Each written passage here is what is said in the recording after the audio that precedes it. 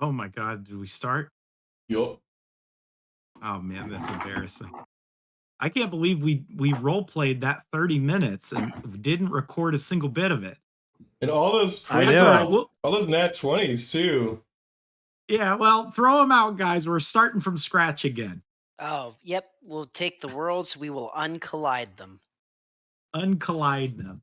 Oh Actually, yeah. I think the best thing to do is to have everybody roll initiative because we're going to be jumping around a bit. Okay. Um, Okay. so for those who haven't been here, or some of you who need a recap, we are with the Shellport Saviors, a band of heroes that journeyed all the way to Winter's Hold through less than ideal means, uh, fought a demigod, traveled down into a dwarven ruin that was destroyed, fought against a demon that was a demon of unimaginable power, managed to wrestle hold its soul, the artifact known as the Everflame, wrestled by Yars with the aid of his friends. He was able to wish the Deepstone clan back into existence after it had been destroyed by Ergnalek, the demon that they had slayed, otherwise known as Zala. Uh, and they have been sort of lorded over as heroes.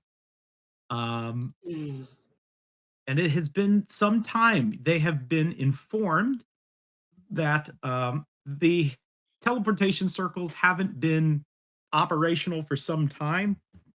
So they require a specific level of attunement and sort of a scribing of runes and adjusting them to get them to attune to the teleportation circle in Shellport, which Zin just so happened to have. So you guys have 2 weeks of well, R&R, some nice vacation. Um, so we need to get everybody on the initiative order here. Is it popped up for y'all? There it is. It didn't pop up for me initially, ironically enough.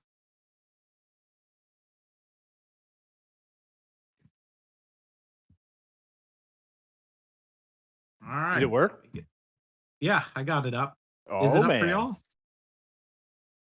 Yes. I see it, yeah. Yes. Okay. All right.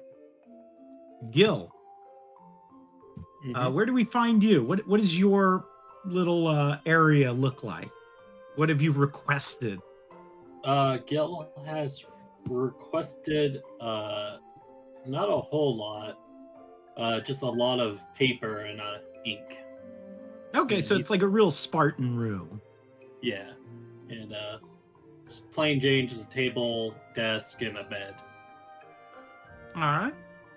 Uh, well, it's been the night after the sort of wanton revelry, the celebration of you guys slaying Ergnalek and um, becoming heroes and returning the Deepstone clan back to its rightful home. Uh, what is it that Gil's kind of focusing on as this week goes on? He has just been diving into work, trying not to think of the past events. Okay. That's really Um, it.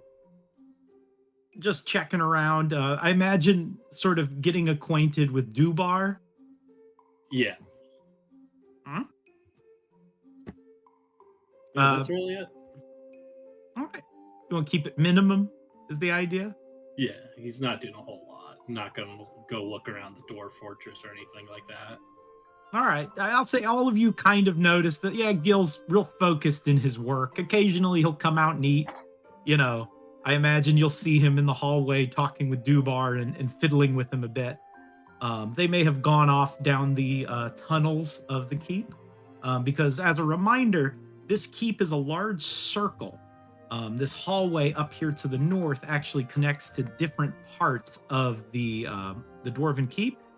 This is just the Grand Forge, which is where the throne room is, and as you might have guessed, the Grand Forge itself.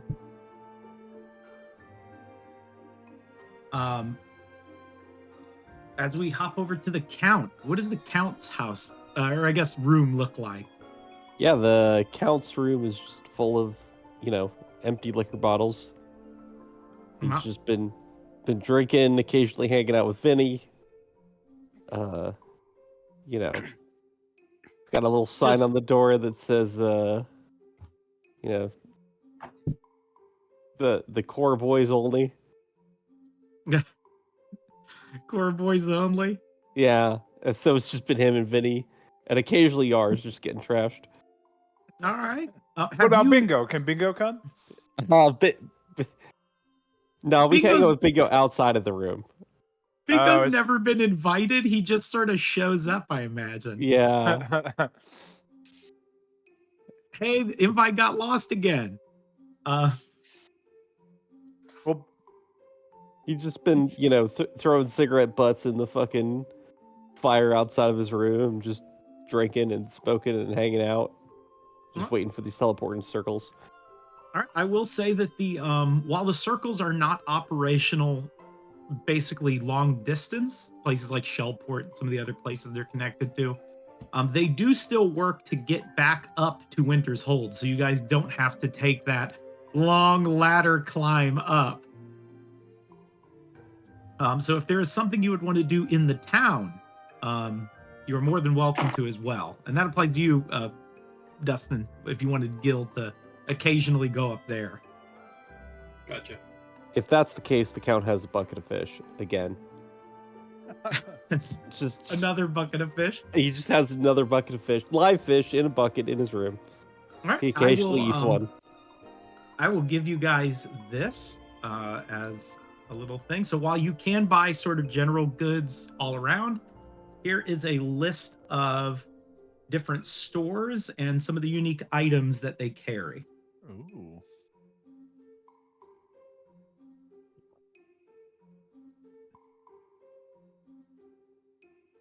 Elven Enchantress.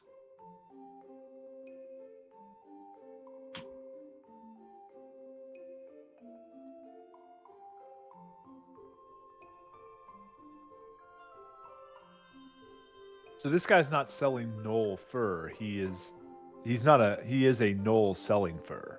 Yes. All right. I think we ran into him briefly. You did not. Up You top? ran into his one of the other gnolls in town called Vomit Biter. Oh yes, old vomit biter. He's the one that sold fish to the Count, I believe. Ooh. How much? We have a shit ton of gold, right? Yep. Oh yeah, we we have can it- buy all this crap. Do we have it with us? I only have 160 in my character sheet. I think you buried a lot of your gold in Shellport. Let's see. Yeah, it looks like I have 200 gold pieces and 1,000 gold pieces, which I hid in Adventurer's Landing. Another 2,002 gold pieces and 500 copper pieces that I buried in the yard. Of Avengers Uh, Landing. Now, here's the thing, Brad. I know where you buried it. I'm not going to but tell you Bingo where doesn't. you buried it. But Bingo doesn't remember. Bingo doesn't remember it at He's only- all. He's only got 100. He was blackout drunk when he did it. He's like, oh, they'll never find my gold here, and now he can't remember for the life of him where he put Yeah. that gold. And Tiny Uh, warned you about that. Yeah, I do have 160 gold in my inventory though.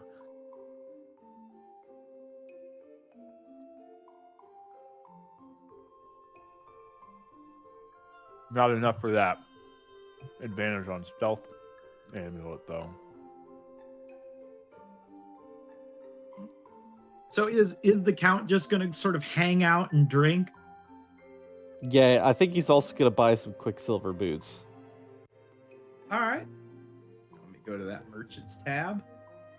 Is that are all of these things attunement required? If they have a little asterisk next to them, they are attunement required. So they should have an asterisk right at the beginning.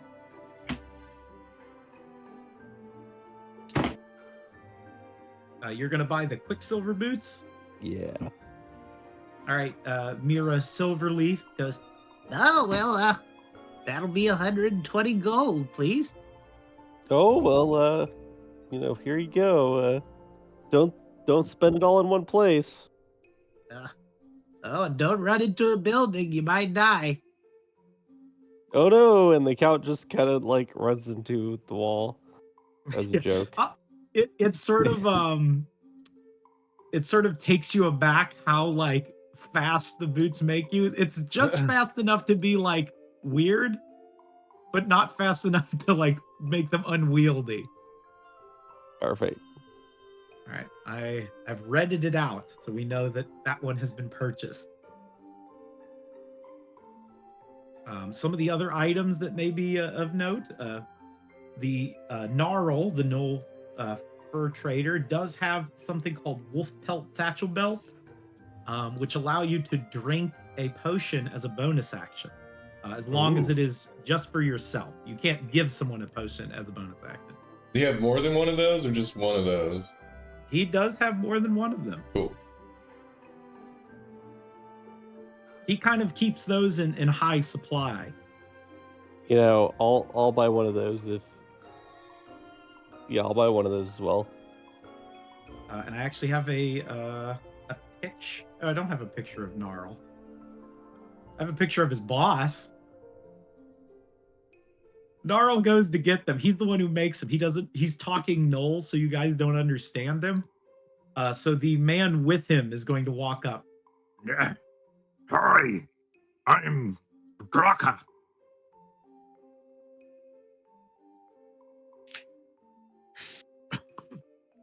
He like Who's he licks saying his, that to? to whoever's in the store with him or with Yeah, I'm y'all. there. Oh, hi, Fred. Hi, soft meat. Yeah, I guess it is pretty soft. Say, we were interested in some of your belts. They're popular. The Goliaths like them. We make them from us that aren't us.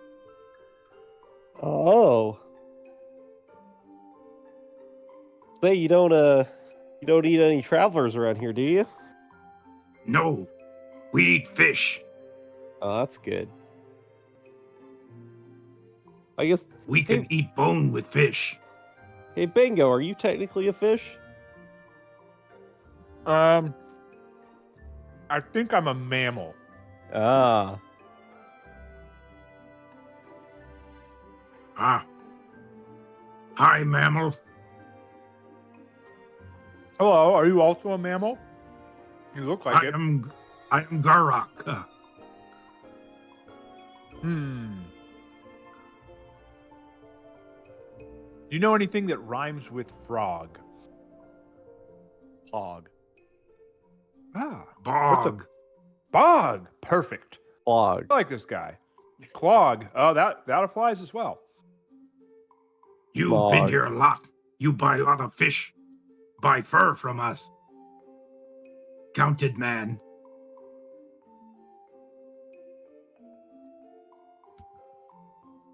Pointing at you, the count. Yes, I was interested in buying some fur. You plan on buying more fish and fur? Yes, my two favorite things. Then you are our friend. Ah, Shake yes. on it. He puts And his hand out to you. I'll shake his hand. Yeah. All right. Do you keep your promise of coming back here and collecting fish? And I guess more liquor and fur. Yes, I will make a note. And I will earmark another 20 gold. 21 gold actually to buy more fish from these guys later. I'll send an order from Shellport and I'll. All right, you are going to gain a boon, the first of the group right now. Ooh. You get local reserves, particularly with the Knolls. This means that you guys are going to have access while here in Winter's Hold to Gnome boys. Some Knoll huntsmen. Ooh. Nice. This basically what you do is you roll a charisma check. 5 or below, you unfortunately don't get many allies. They're either busy or perhaps just unwilling at the moment to help. But as you roll higher, you get more of those huntsmen to help you, should you desire it. Now, once you've used this ability, you'll have to spend another week to basically gain up more allies. But this can apply to any settlement, not just this one. Winter's Hold has a couple of different, groups of people that you can make good with. But right now you have access with the Knolls. Oh yeah, brother. Yeah, we'll be sure to call on you if we run into any crazy underground demons again. Yeah, you do that. We good at killing. And as you stare at him, I imagine for a second, he goes, "But good way. We kill in good way."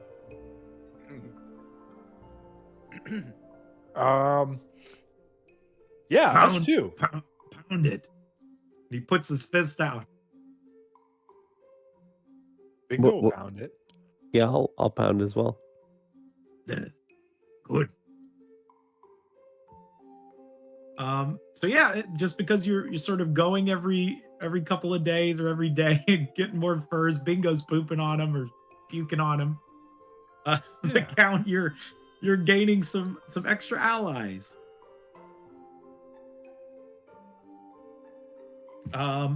We're gonna cut to Na. All right. What does Na's room look like? So Na wakes up this Wait. morning. You said it's the I'm s- day after the big fight, huh? Yes. So After the partying and revelry. her room looks pretty much like it did when they got here. Maybe with some fire in the hearth and some candles, but it's still pretty trashed. Like there'd been a battle in here. Na, when you wake up, you see that the room is absolutely thrashed. You must have had some trouble sleeping, or maybe on your way to sleep, trashed the room. Ooh, she looks around like, ah, Mbonawakichu. She kind of and spits a loogie in the corner, and she pulls a bloodied bandage off of her face and sticks it to the wall. Her grievous wounds have completely healed inexplicably, No. and she does a handstand off the bed before arriving on her feet and stretching up high. Her full 4'6"? Yeah. Yeah.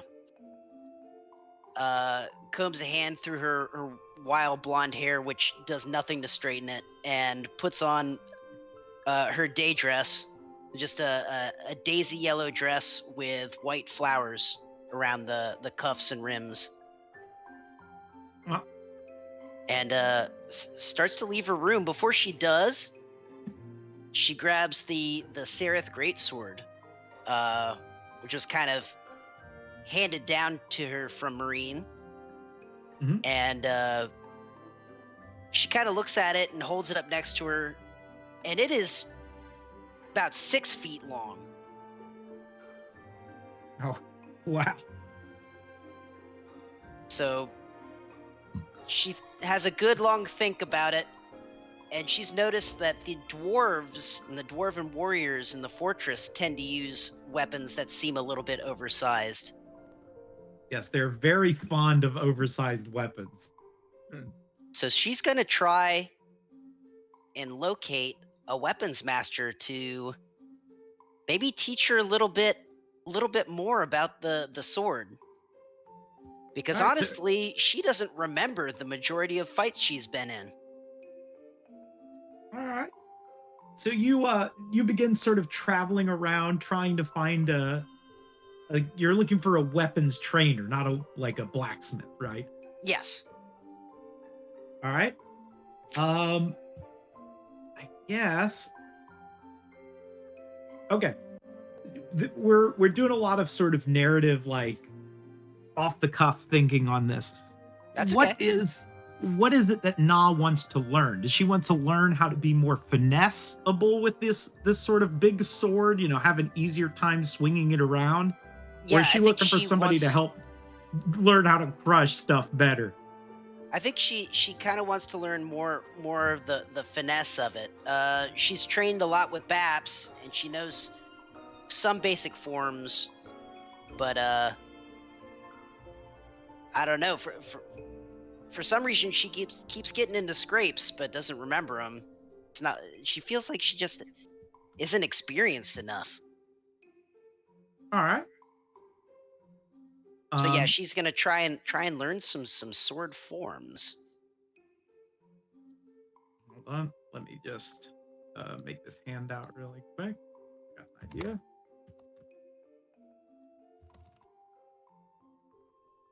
I don't mean to take the flow out of it.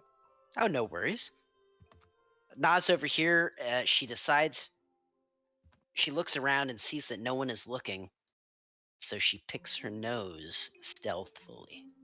All right, I'll say as you're stealthily picking your nose, a woman is going to walk by Na. She is wearing what looks like some nice plate armor. She's wielding a big battle axe. She sees She her has pick her nose. yeah, she very observantly sees Na picking her nose. And Na she puts goes, her hands behind her back and kicks a little stone across the ground. "Oh, hello there. What are you doing? Oh, you're Na, one of the Shellport Saviors, aren't you?" Uh, yeah, I know. I, she sort of gets down a little bit to her level and goes, when I was a wee lass, I liked picking my nose too. So nothing to be embarrassed about. Mm, mm. I'm Ursa Mountainborn. And she takes off her glove and puts her hand out to her to shake her hand. Na shakes it emphatically. All right. Whew, you're Oh, strong. yeah, I was about to say maybe too emphatically. Yeah. So why are you wandering around the halls here? Aren't you supposed to be hanging out with your friends, or someone you want something to do? Na looks a little abashed and then holds up the Seraph Greatsword. I mean, I imagine she's not hiding it Yeah. because Ooh, that's a it is big one. about a foot and a half longer than she is tall. I didn't get my 6-footer until I was, about yay high, and she like puts her hand like a foot above Na's height. This is a dwarf? This is a dwarf. She's a big dwarf. Yeah, well, we found out mountain dwarves are pretty tall. Okay. She's like 5 feet tall or something, right? Yeah. Or some dwarves can be. Yeah, I think mountain dwarves can be like 5'5". That's like borderline not a dwarf. Yep, But- that is almost my height. As They're a like person. 5'5", but wide, right? So Yeah. so like proportionately huge. That's a big Nah. dwarf. Na shakes the greatsword a little bit and kind of looks a little bashed and kicks the ground again. I'm not very You good. No. You got these big muscles. There's no way you're not good with it. Here, I'll show you a couple tricks that you can maybe use. Help you wield around that heft a bit better. Okay, okay. And Na very excitedly does kind of a skip and a cartwheel. All right. Hey, come on, lass. And she takes Na to the training room, and over the course of the week, should Na, want to, this guard captain or the new cap or guardian captain of the Deepstone clan will train up Na a little bit with the sword, make her a little better at swinging it. And you are going to get this ability.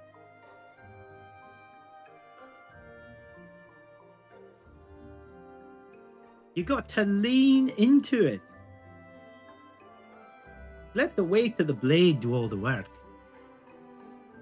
As you gain a precise strike, number of times equal to your proficiency modifier, you can get advantage on an attack roll, and if you hit, you get to add a D8 to the damage, in addition to getting advantage. Ooh, that's really very good. Yeah.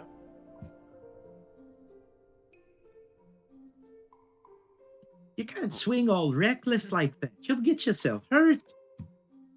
I'll try. And And it's a good lass. Na swings with all of her weight behind it and probably more strength than her build would seem. And misses just- the target and completely spins herself around in 360. Ursa like jumps backwards as Nas swings around 360 and just smashes like the weapon rack nearby. Okay, well, don't worry, don't cry, don't cry. We'll work on it. I get it. I'll get it. Yeah. Now next time, try to hit the target. Imagine it's a thing you don't like. Cabbage. That is. Oh yeah. Okay. Oh, actually, and she runs off for a little bit. And then she comes back and replaces the head on the target with a cabbage, a head of cabbage.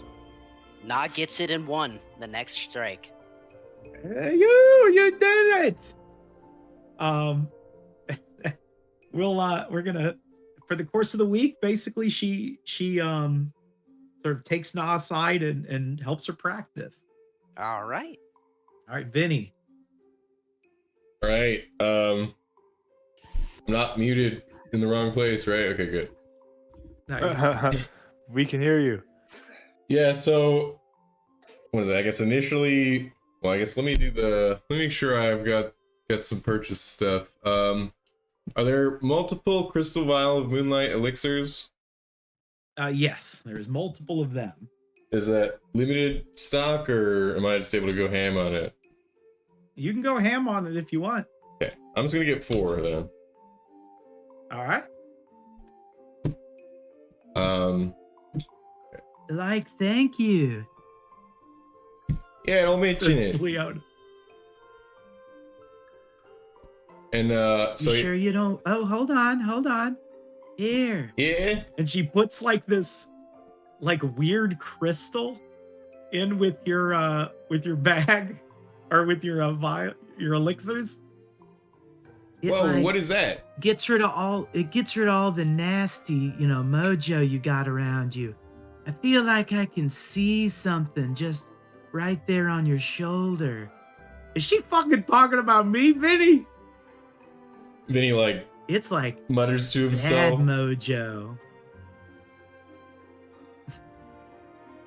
Yeah. You can tell that she can't see Dimwan, but maybe like sees like a mirage of him or something. Mm-hmm. Well, hey, lady. Thanks for the crystal. No problem. Oh, don't forget to charge it in sunlight. That'll be the first thing I do when I get back to the surface. Oh no, this is on the surface. That's right. It's Winter's Hold Merchants, not Deepstone Merchants. Oh. Yeah. That'll be the first thing I do every time I return to the surface. All right. Peace to everyone. Yeah, I'm gonna get my piece, and then Vinny returns to his room, which I guess has a bunch of like whiskey and wine bottles. And other than that, it's Yeah. pretty like how it was. Yeah, you can tell he's been spending nights drinking with the Count. So yeah, I guess You know that crystal. Hey, Yeah. Vinny. You know that crystal she gave you is just like polished charcoal, right? Yeah, I figured, it might make a nice toy for Na or something. Yeah, it's. I will admit I am very impressed at how sharp she made it. I'll have to be sure not to piss Na off after I give it to her. Yeah. But yeah, I guess so. Yeah, after the cracked flame thing, Vinny was like depressed for a day and just like drank alone the whole day because he was upset that he couldn't hold on to. And then Dimwan has. Yeah. Oh yes. I was gonna say, then he's just like setting himself on a quest to try to figure out how to be prepared for the real Everflame, so that he's not like Yep. I was gonna say Dimwan has seen you sulking, and he's gonna go, hey Vin. Yeah. You know, since we got this free time, and since you're feeling a little down, I've been thinking about something that might cheer you up. Yeah. Gee, boss, you're the greatest. What you got? Yeah, no problem. I mean, I thought about doing this before, but I just didn't think you were. Well, I don't want to say that I didn't think you were ready. I just didn't think you could take it. What do you mean? I'm totally ready for this, boss. You know I can take this. I can handle anything you throw at me. I don't know. You gotta really want it. You know what? Forget I said anything. No, come on, boss. Come on, man. Look, we gotta work together to get that Everflame, right? Yeah. Come on, man. You know you gotta tell me. There's just this ritual that we could do. It takes about a week. A week? And it makes the bond between our packs stronger. It may have some, negative effects, but it does some cool stuff too. It might help with the Everflame thing. Is it like constant for the week, or am I gonna be able to like drink in the evenings?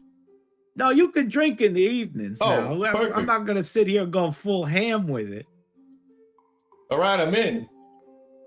All right, just come here. I'm gonna let me clean up some of this mess real quick, and I'm just gonna slide the wine and whiskey bottles off a table and off the bed and stuff. Push those off on the ground there. Yeah, don't pick them up. We're very busy. All right, there we go. All right, he like climbs up onto the table. All right, now you're gonna have to let me touch your soul. Boss, it's a little weird. I know. You know what? This is silly. I'm gonna. No. I can take it. It'll be a little weird. You can touch my soul. All right. Now I will hurt a little bit. Is that we won't talk to anybody about this, right?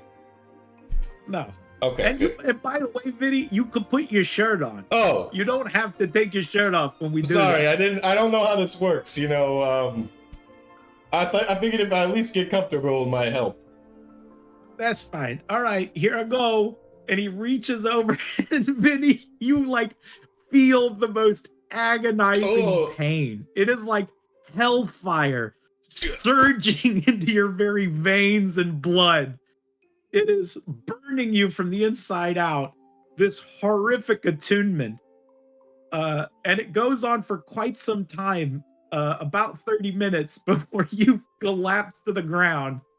With this like strange mark appearing on your body. It seems like it hasn't fully showed up on your chest yet. It's like partially there. All right, now I just got to do that every day for a week. All right. Well, we already did it once, right? How bad could 6 more times be? Yeah. It gets slightly worse every time. And it turns out, Vinny, it's worse every time. But after that 6 week, you feel like your attunement with Dimwan is more profound and more deeply connected. You actually see him not so much as a shadow anymore. you see his, well, you still see him as sort of like a silhouette, but it's almost like a more detailed silhouette. It's not that kind of blurry version of him that you've seen up until now. It's like less of like an invisible effect, but more like a shadow or something. Is that right? Yeah. Okay. He's more opaque, for example, right? You can Yeah. make out some more details, like his horns are separate from his, what you thought might have been his ears are actually his horns. You know, that kind of thing.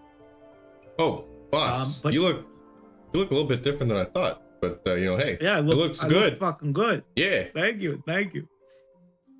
As you've gained Everflame attunement. Ooh.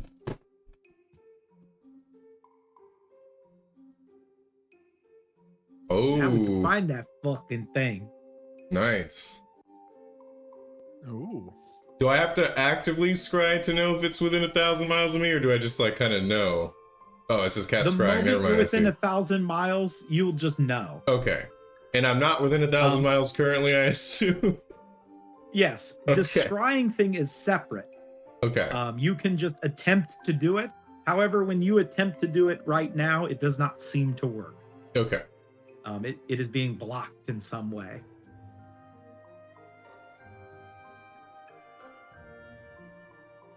As we're gonna hop over to bingo, we're gonna try to get through this first week pretty quick, since I know Nate's got to leave. Oh, great. Well, Bingo with his one level of bard, and pining for his sweet Bog Merelda, has been in here. I mean, he's obviously drinking with the count and stuff as well, but he's been working on a little ballad. He's strumming his harp, and he says, "Oh, you're such a lovely frog, the way you jump around the bog. I love the way you stare, your bulging eyes and lack of hair. You are my friend." And he's doing a little folk jam here, you know. "You are my Yeah. friend, amphibian." That's it. People are like listening to. Is that all he's gotten so far? That's Is all that I've the got so full far. Okay. So you're like trying to come up with more of this this song. Yeah. Do you seek out any advice for it, or are you going to just spend the week getting this half of the song done? He shops it around. He plays it Mhm. for people in the halls and stuff, like pretty much anyone who will listen. I'll say that as you sort of travel around and go up to the surface and walk around for a bit, one man will attempt to give you some advice. Oh. And it is the blacksmith, Therion, in town.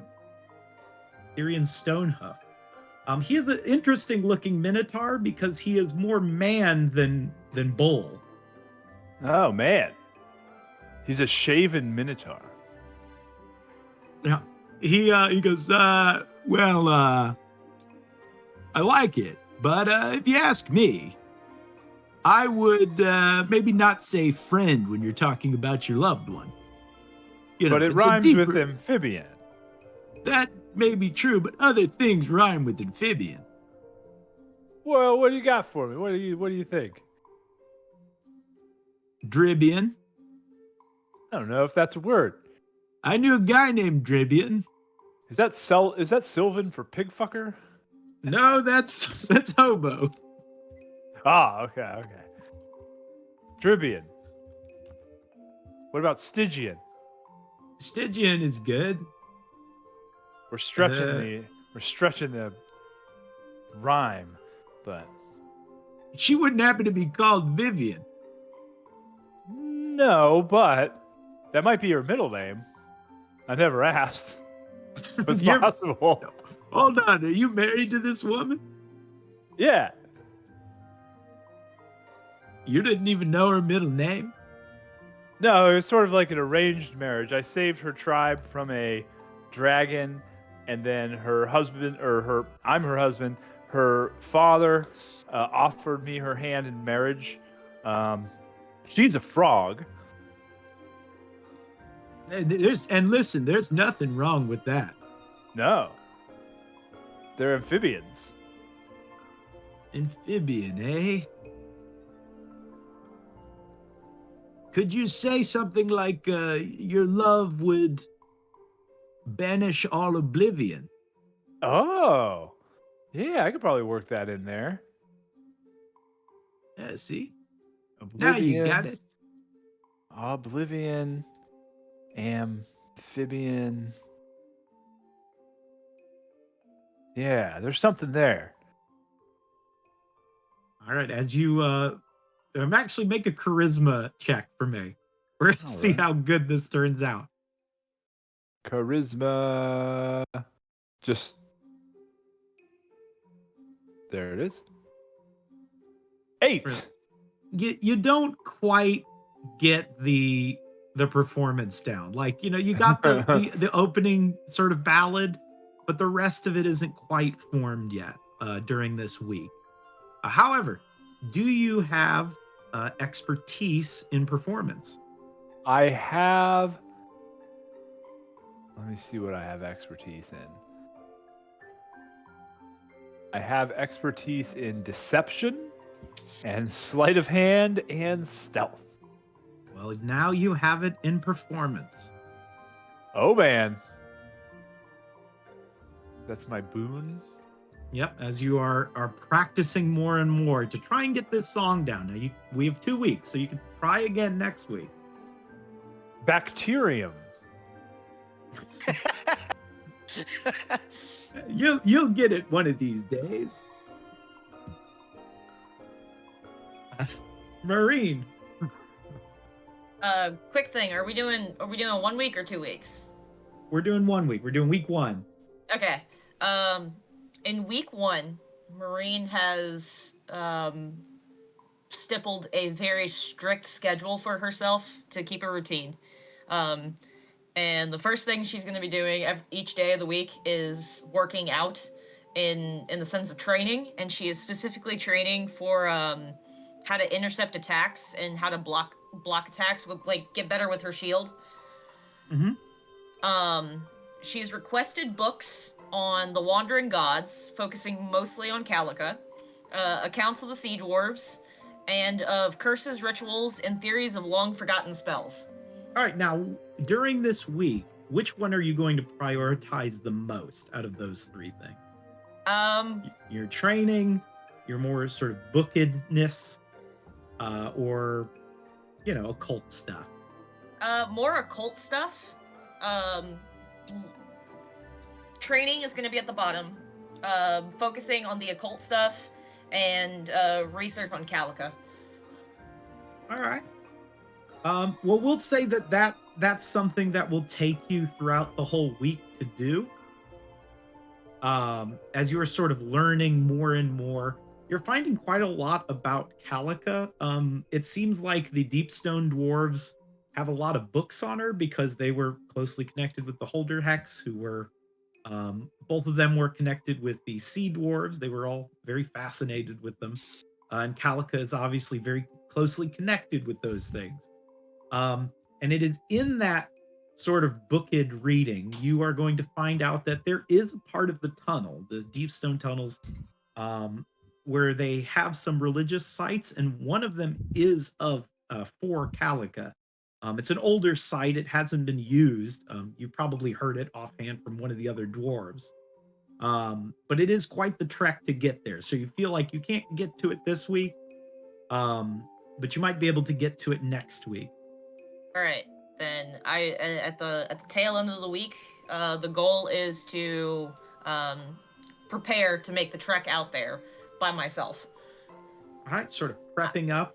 But out of all the things you did do some level of training. And therefore you are going to get the fighting initiate feat. Therefore you can take interception or protection. Oh shit, okay.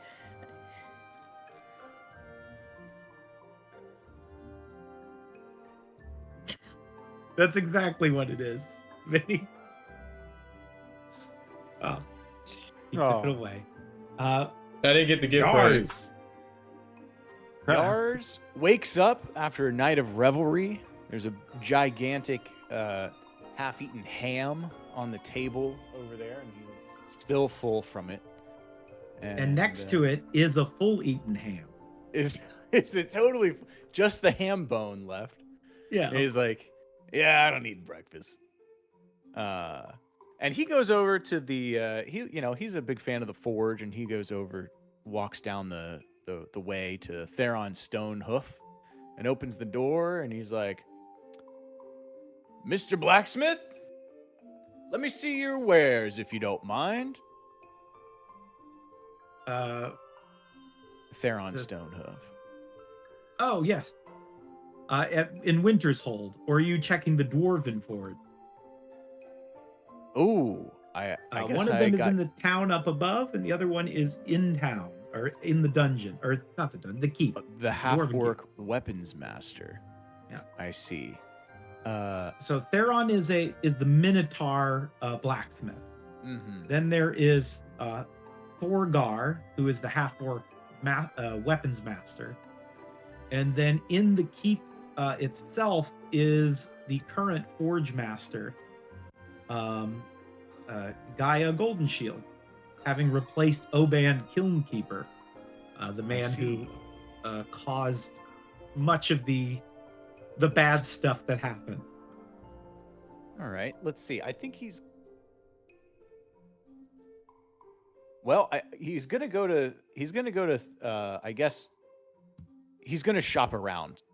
Right. Okay, so but, first we'll but do the shopping. Basically, what he if he was speaking to Theron. Yeah. Let's just say he's speaking to Theron. Zug Zug, welcome. Oh, thank you, Theron. Thank you. And he's looking over his stuff. And he's like, "These are fine wares, fine weapons." And Thank you. he's looking at him and he goes, I like this one. And he holds up the Thunderstone Warhammer. And I imagine it, a little bit of electricity shocks over it. In the same way that his own beard does. Because he has the Thunder Beard bead. And he says, "Mr. Theron, could I get a commission something from you?" I was doing the wrong voice. Of course. What is it you want? You are the hero of the Shellport Saviors, the hero of the Deepstones.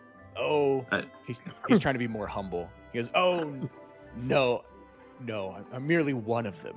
Merely one of them." He goes, I'd like to commission one of these. He holds up the Thunderstone Warhammer and aloft and flips it around, and he goes, "But I'd like it to be a blade." And he sort of holds up his other sword, or his battle axe. And he goes, "Is there any way I could commission a weapon from you? I'll pay you handsomely." I don't see why not. Thunderstone's a bit of a tricky material to craft from, but I don't see why I couldn't make a sword from it. Well, instead of a sword, I was hoping you'd make a battle axe. I am pretty fond of those. Nah, of course, I didn't want to be that guy and think that a dwarf wanted an axe. Well, the shoe fits, my friend. And the shoes shall be fit. Consider it done. Yars And for doesn't even you? ask him a price, and he just puts down 3,000 gold pieces. Well, it's actually 300 platinum pieces. All right. Why then? You are a savior. I do my best. We do our best. Remember the name, Shellport Saviors. I'll do better than what you did. And he is going to he's gonna craft you up a Thunderstone battle axe. Excellent. But for 3,000, when you come back to him, he is going to say, "I'm sorry, my friend, I couldn't build the battle axe just like the Warhammer." Ooh. Well, I that's had to all do right. better. And he Oh. hands it to you. And it is a Thunderstone Pathfinder axe. Ooh. So it is a +1 magical weapon. All right. It deals 1d4 thunder damage. And it has the thrown and returning property. Ooh. I had to break down one of my other weapons, but I was able to make do with the runes. Oh, you didn't have to do that, but I Nope. thank you very much. Say no more. This is an honor. Well, it's an honor to wield it. A famous weapon from Theron Stonehoof. I'm getting a little teary-eyed. He kind of wipes it, and you see it like freezes instantly on his cheek. Ooh. Oh, Getting a little cold in here. I'm gonna have to get the forge up and running again. it's raining outside. Yeah, it's been raining for the last couple of days. It's a little odd. Oops. I just got I'm getting a call. I gotta get going. Be back. All right, see you, Yars. Thank you, Theron. I will wield this with you in mind. So it was Yars who had the sending stone the whole time. Yeah. Yars puts his cell phone back in his pocket. Yeah. And I guess just before I leave, you know, I don't know if you can roleplay or not, but Yars still wants to do the thing over the week. Learn to be a better ruler, if that makes sense. All right, So he'll be reading books on law and such. Well, you can actually get some personal help from Drogon Rockhammer and Kelda Silvervein, Perfect. the king and queen of the Deepstone clan.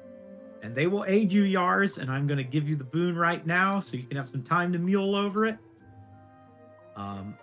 It is the Deepstone Defender. Ooh. Functions as a feat. You can only learn through them and here in the Deepstone clan. You get to increase either strength, con, or wisdom by 1 to a maximum of 20, and you can choose one of 2 abilities, a Deepstone Command or Deepstone Reposition. You can take this feat again to get another +1 and pick the other ability. Ooh. Okay. So if you want to spend 2 weeks doing it, for example, you could get both of them. Okay. I will think about it, and I will be back in a little bit. See you All guys right. All righty. Sure hope nothing important happens. When does it ever? When does it ever?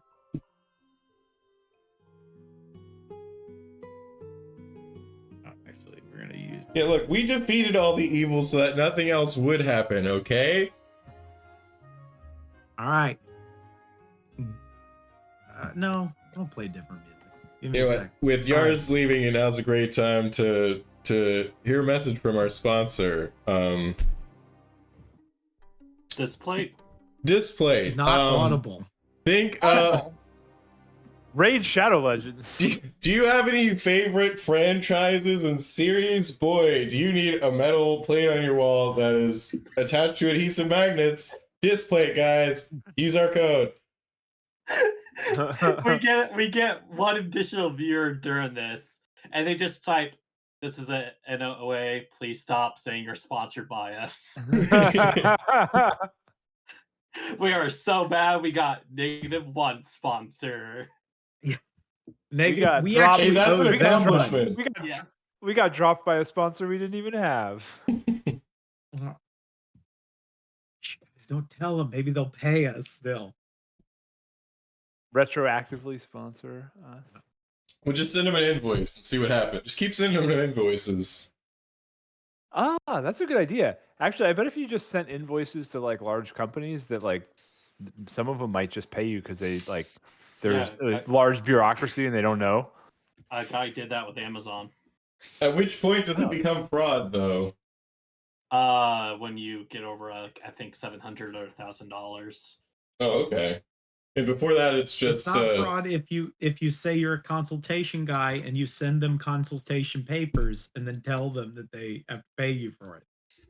Yeah, that's true. services were rendered. We have the proof. Yeah. But you didn't hear it from me. We're not recording gonna- this or anything, right? We're gonna cut to Oh, a no, very definitely interesting not. scene. Oop, Sorry. What's up, DM? We are in one of the We many are- tunnels that make up the intricate network of caverns underneath the Deepstone Keep. It's eerily quiet until eventually, crash! A wall breaks down, and walking through it, a large mechanical machine. Dubar, having busted a hole through a cavern, he leaps down into a lower section and continues forward, traveling along these bioluminescent tunnels until eventually he stops and he is going to say something.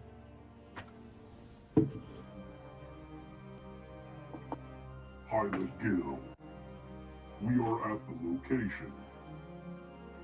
Are you ready to depart? Ready. And as he is given that command, you see Dubar punch another wall. When it collapses on the other side, you see what looks like a pre-drilled tunnel. It's newly formed, as if it was waiting for Gil. Traveling down it a little bit further, there is another section of tunnel. And there, waiting for Gil, is a large machine like that of a serpent. Dubar sort of steps up into the machine as the doors of it open and climbs in.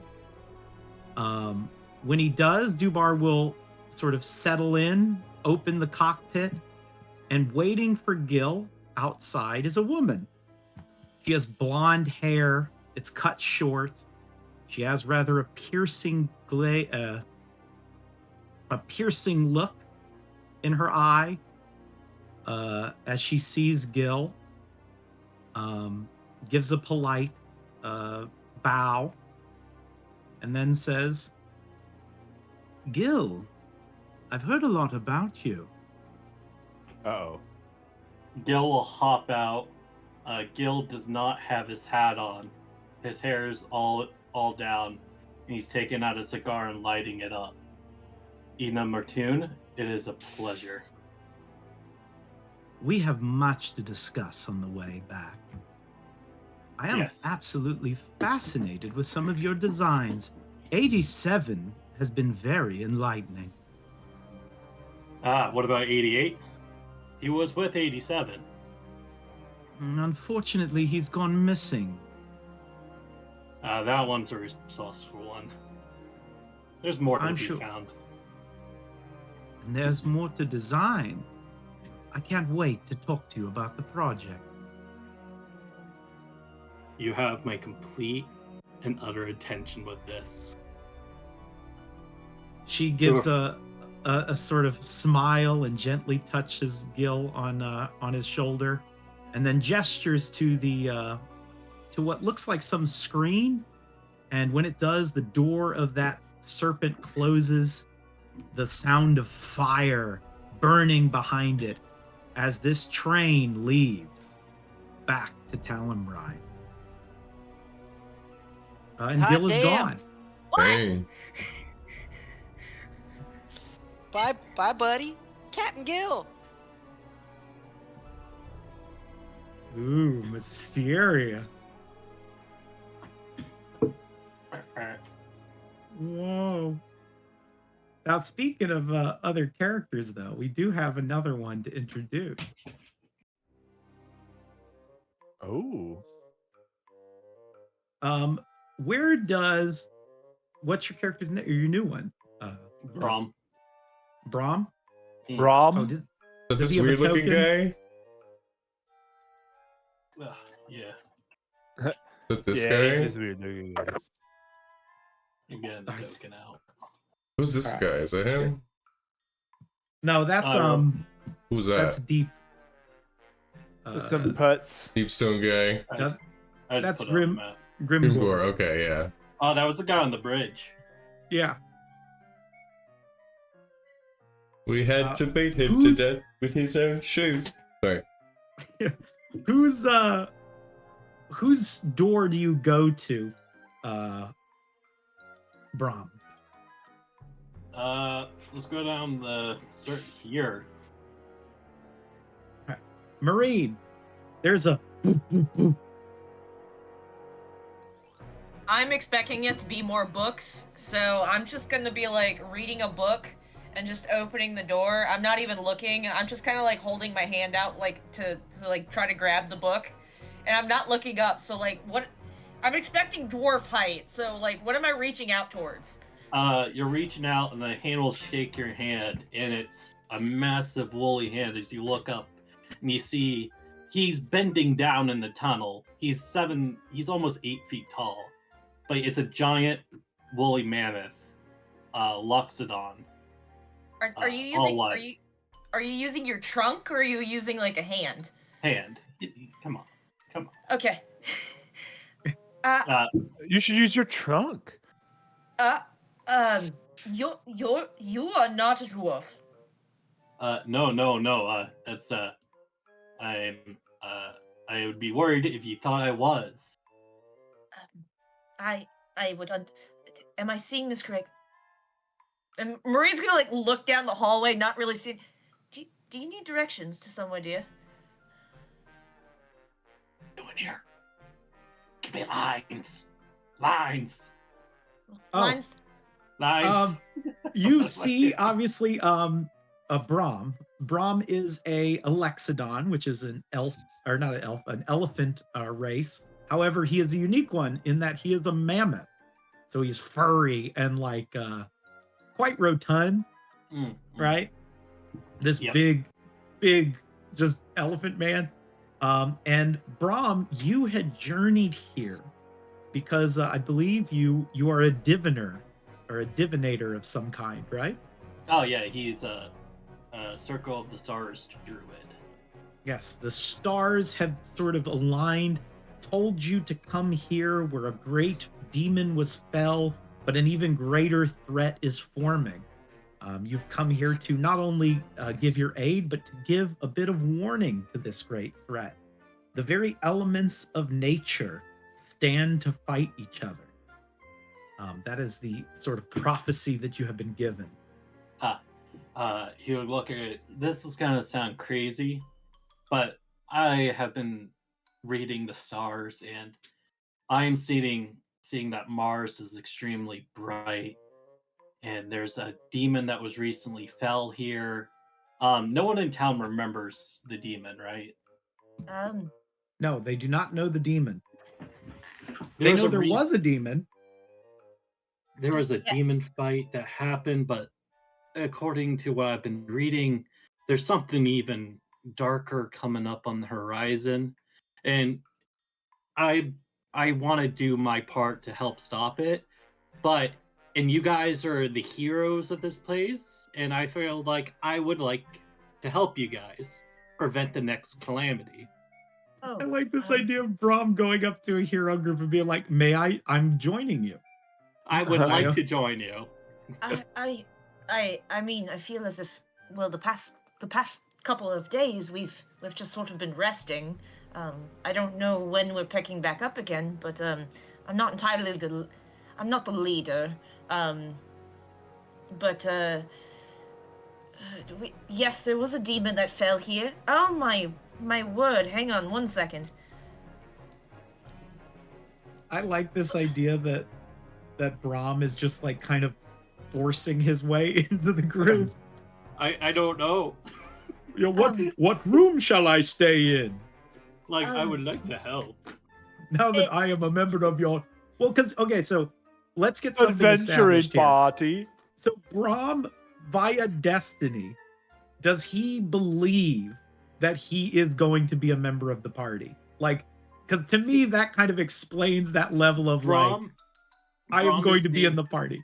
Brahm is seeing in the stars that this is gonna happen, and by golly, is he gonna do his part? And these people have something to do with this.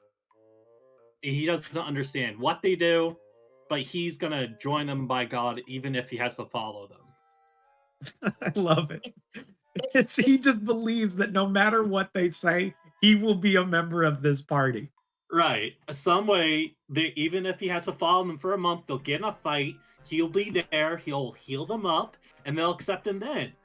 Yes. It doesn't matter if he caused the fight initially, but he'll be Predestined. there to manipulate his way back into that party. I appreciate your enthusiasm, dear. What did you say your name was, dear? Brahm. Brahm. I'm Brahm. Brahm. Brahm? Yeah. I am Marine. Marie. Okay. It is a pleasure to make your acquaintance. mm. I mean, you knocked on the door and you didn't punch me in the face, so I'm fine with it. That If is an you- extremely low bar, I must say. The bar Brahm. is so low. The bar is so low, it's on the ground. Brahm, you look in and you see she does have an extra bed in this room. If- You know, I do make a great roommate. Excuse me. I'm sorry. As Excuse me. Marine, Brahm just sort of like pushes his way in. And Oh. of course goes to the smallest bed in the room. You know, as a lady, you do get the biggest bed, of course. It would be only polite as he just like moves this nightstand over here to push the two twins together, then moves it back over. And when he sits on the bed, it like creaks with all its might. Dwarven craftsmanship cannot keep up with the amount of weight. Do you like Well- music? Particularly if you're going to play music, we do have a bard in the party. Fantastic. Is he takes out his hurdy-gurdy and starts playing it? Oh Lord, there's not enough books. I guess I'm gonna have. Oh, what's that? Is that a hurdy-gurdy? I'm gonna He have. hears Bingo, him you down the hall. Brahm sticks out his trunk. Why, yes. Oh, You I know love what? hurdy-gurdies. I You know love the what? hurdy-gurdy. I haven't heard a good hurdy-gurdy solo since we left Shellport. And I Hurdy-gurdy scamper it is. between Marine's legs here, and I come in. It's a good hurdy-gurdy. That's good. You know, I was fixing to go on a couple days journey out. I'm going Countless, to. I should join you. No, Count and Vinny, both of you hear this commotion going on in Marine's room, and I assume go to investigate.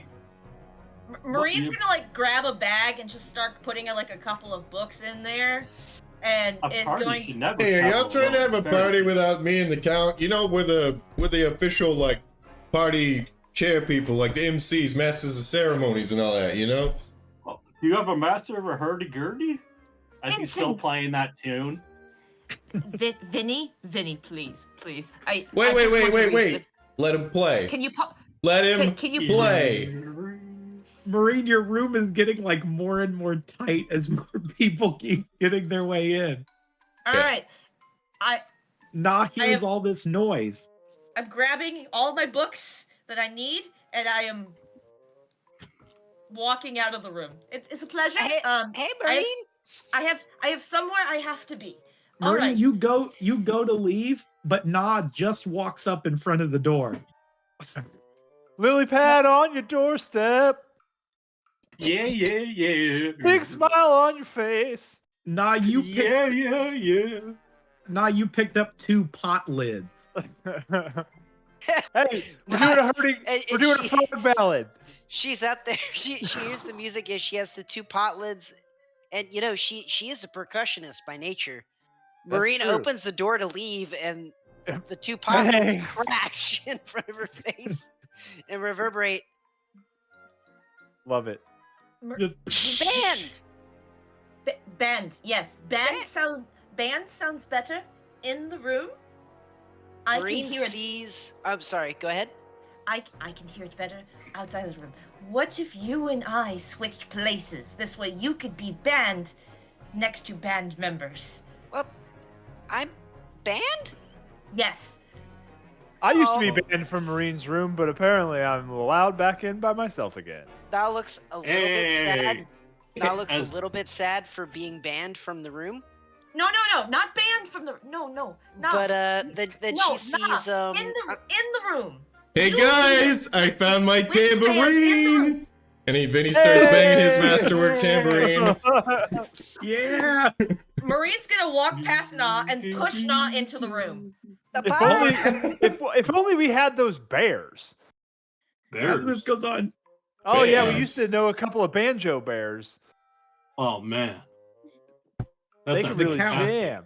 They could really jam. Oh, I can imagine.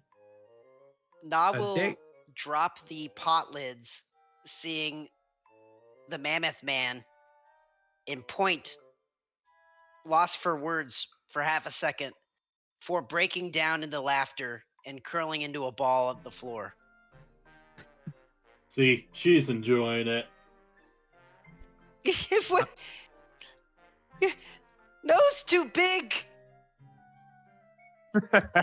It's funny, in all the excitement, I didn't realize there was a new guy here. Hey, what's up? I'm Vinny. Oh, hey, hi. Marie said I could join your party. Yeah, it's a great party, isn't it? You know, here, let me go get some whiskey and wine from my room. Whatever's left. Oh, do you have orange juice? I don't mean to put you out. I just don't drink liquor. I do not know. Oh, I'm sorry. I don't think oranges grow anywhere near here. I don't know what they are. I just heard about them. I'll take the You liquor. heard they were great. You heard I'll take the oranges. liquor. were Well, look. Wine's Oranges made are from good. grapes. That's Oranges are like a good. fruit. Oh yeah, I'll try that. Yeah, I'll go grab Never- like all the like half-empty wine bottles, bring them back. Brom will look at Bingo. Is like, I never thought about that. Mm-hmm. Grapes are fruit, and they do make wine. That he made a very valid point. Yeah.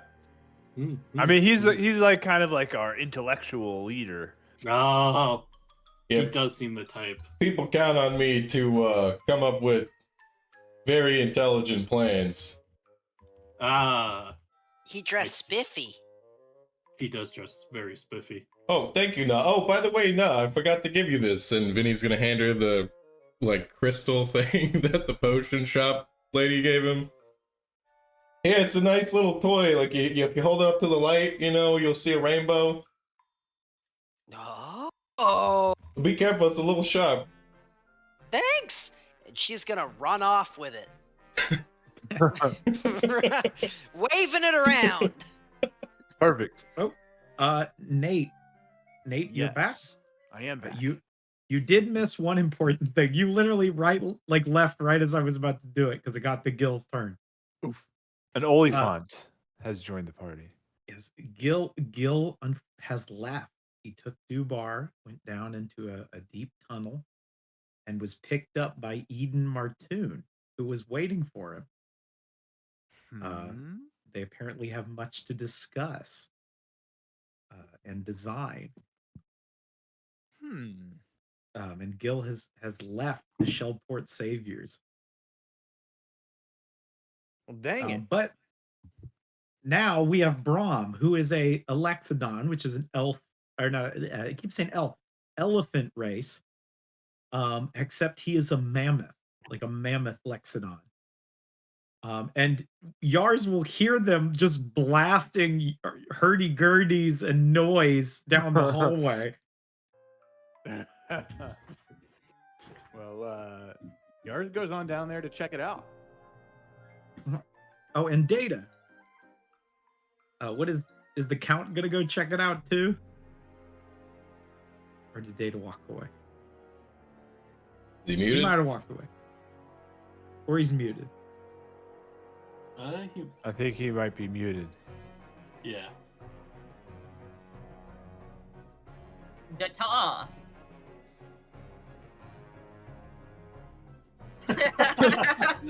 that's also fair. I just saw the gif. But Yars, as you walk into this room, you are gonna see the the three of them, Na leaving with some pots in her hands and a big sharp crystal. Now, where did you get that? Finish! I get, yeah. I guess people won't. They won't be too upset. You're too cute to be upset at. Na's well around the corner. Already gone. You see Na like showing the crystal to everybody down the hallway. I imagine. All right. And I guess down here is where the sounds are coming from. Yep. All right. Also, I want to point out, like, I imagine it's like 8 a.m. It is very early in the morning. Yeah. Knowing that, Yars is gonna bust open the door because he knows this is the locals only drinking club. Unless that's actually down here where Data is. But anyway, he pops in and he just sort of like cheeky. He's like, "Who's drinking without me?" And he Oh comes no, on we're in. waiting for you. We get this Pour me wine. one, bingo. Yeah, I pour you a half, like, sort of the dregs of a wine bottle because we were collecting the nearly empties from Vinny's room. Oh, okay. Did you mix it all up in a mini keg? Yeah, mini keg.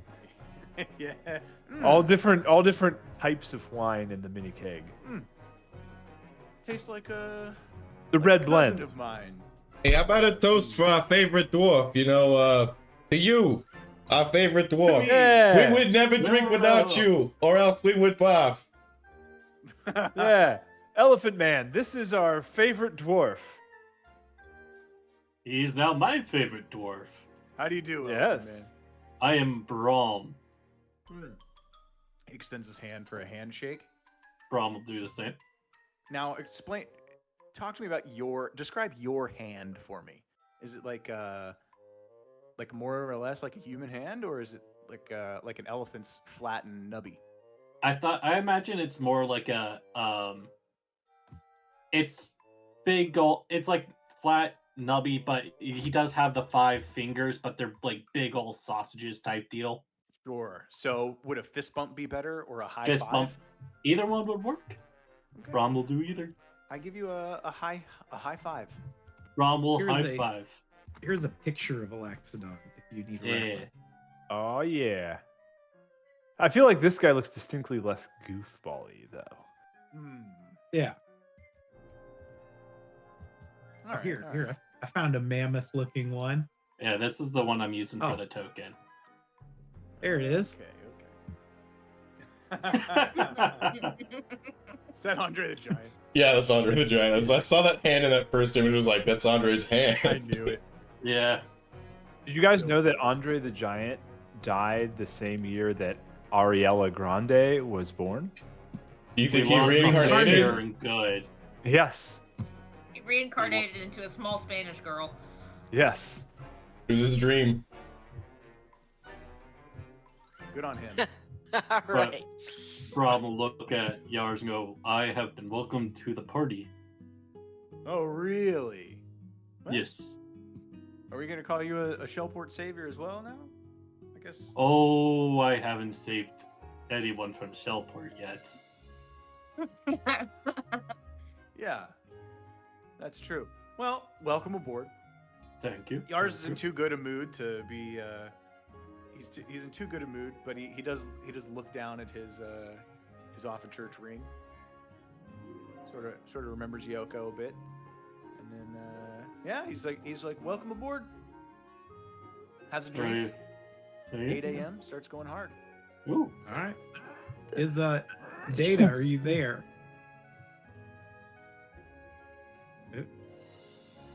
Is I think Data we- there? I think we May might have have lost lost Data. Oh god, Data's dead. That's okay. The Count's drinking and making friends. Yeah. As we get to Na. It's week 2. All right. So Na has been training in the precise form of the great sword.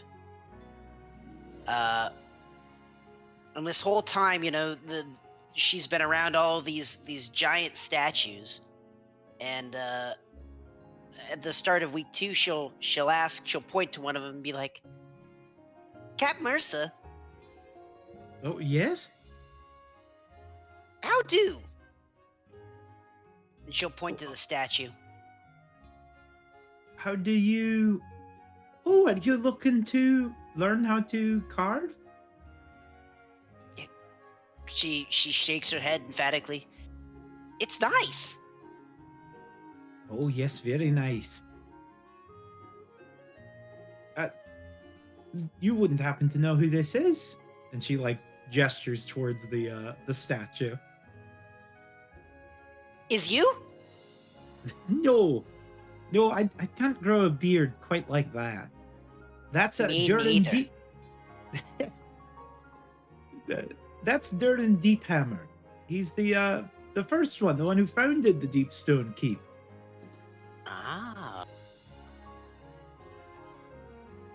Gachuta. But if you want to start learning how to carve, I mean, I can show you. But we should probably start with wood. Okay.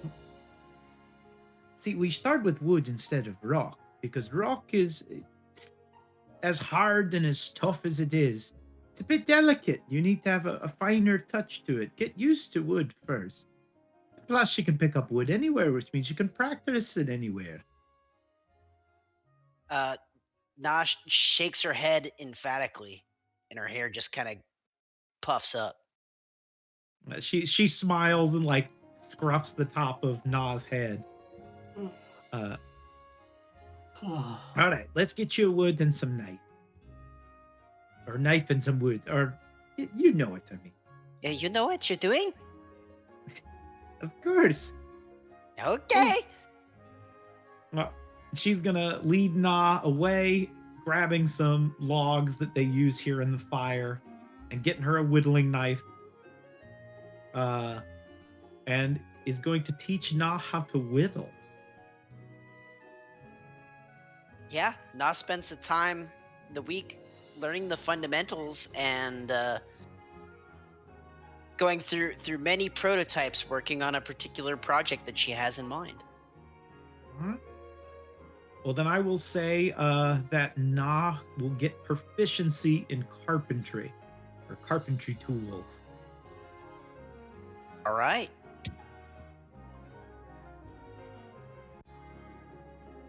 All right, as we cut to Vinny.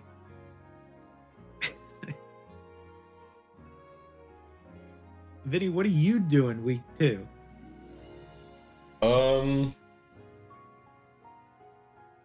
Vinny's probably poring over books in libraries like Deepstone Library, Winter's Hold Library, or whatever Winter's Hold has. I'm not sure. Maybe if he sees really old people, just asking them questions, but he's trying to figure out like why someone would be taking the Everflame to the desert, and maybe what desert that would be. Ooh, wise questions to ask. And depending on how long it Alright. takes, maybe using that. I have that open. Maybe trying to scry the Everflame. During this time, you will be unable to scry the Everflame. It Okay. seems like whatever's going on is blocking it for the moment. Okay. But asking around, you actually meet with the High Elder of Winter's Hold, which is Thora Ironfist. She's gonna let you into the Winterhold's library.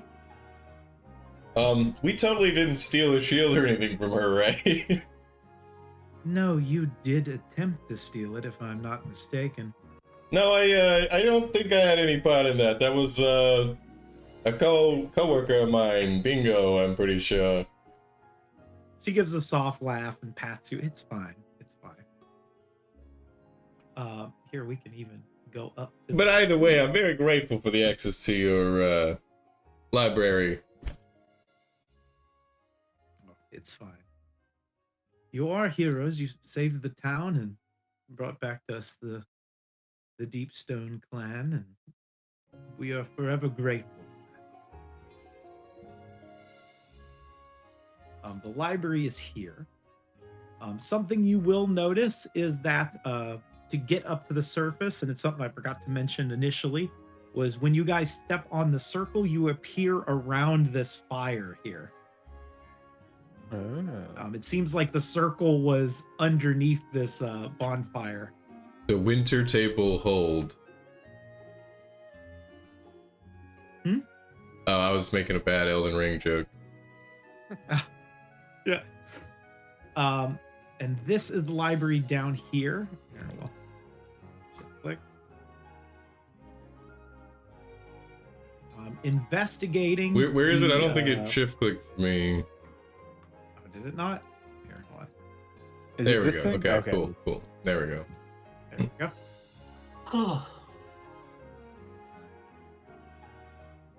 go. Checking the sort of paper and things that they have, you are able to figure out that the only place that fits the description of the place you saw is a continent called Teruth. Teru? Or Teruth. Teruth. Teruth.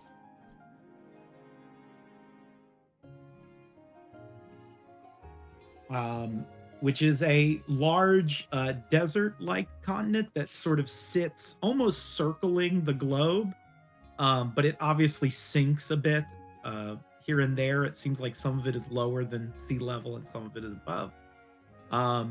What little bit of history you find out about it is that it was the original spawning place of demons when they first invaded the mortal plane, or the material plane.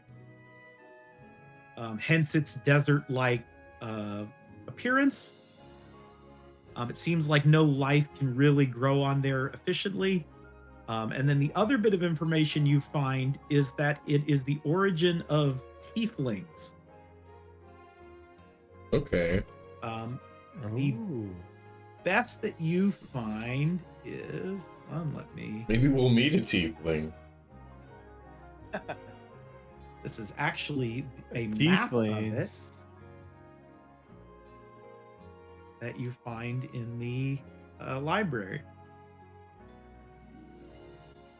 This was when we were doing. Whoa, I was like, I remember doing this yeah. like a long time ago. Yeah. That's cool. Brought it back. The map unfortunately looks incomplete. It seems like the records on this place aren't quite up to date. Wormhole, vibrating wormholes. It also looks poorly made, like a group of people just sort of wrote down what they found. I remember the fish giants, but we might need to blur those out for TOS. No, those are Those fish. are fish. Yeah, here, let me zoom in on those real quick. Yeah, which by the way, See, we as did you can describe tell- as being they're like mermen. Their top half is a fish and the bottom half is a man. Yeah. The only correct configuration for any kind of like merfolk. Yeah. Exactly. But you are able to discern that that is the location. You don't know necessarily why anyone would bring it there, except for that fact that it was the original entrance to the material plane for the demons. That's sick. Vinny's gonna have to get some time to plan an expedition, but that'll be a different adventure. But now you have the locale of it. You are also going to gain proficiency in history. Oh, nice. Ooh. You're hitting them books. Hell yeah. Bingo. With your friend Brahm here. You feel like you got the know-how to maybe complete your song. That's true.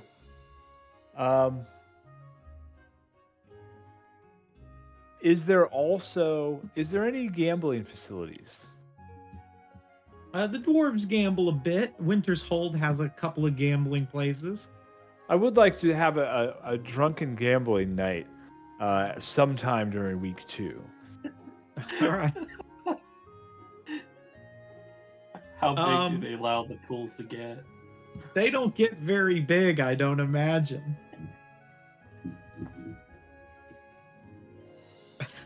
Okay. You go to find a place to gamble. I need a survival check. You're gonna be looking to track down you're looking for a skeezy one. I'm looking for a skeezy one, the skeeziest one. All right. Got A 10. an average amount of skis. Here's this. You find in a dark alley what sounds like people placing bets. Do you continue in? I go right in there.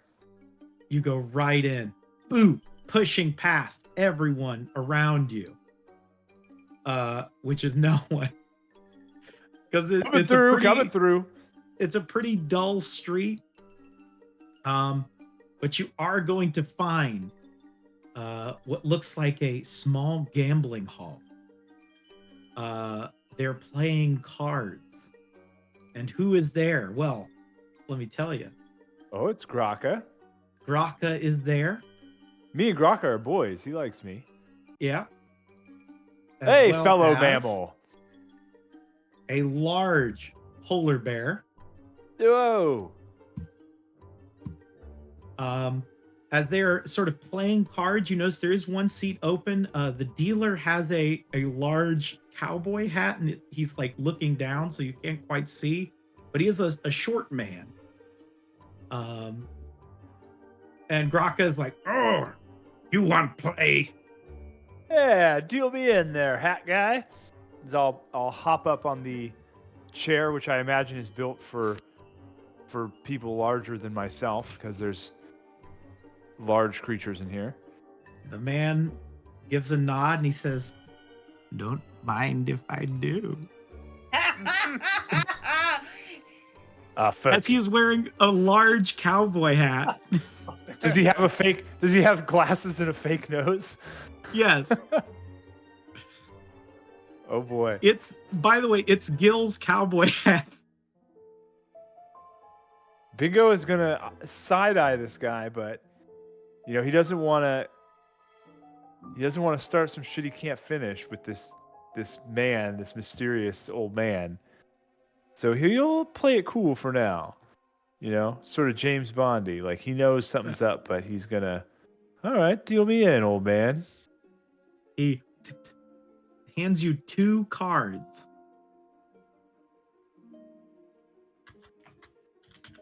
Can I look at them?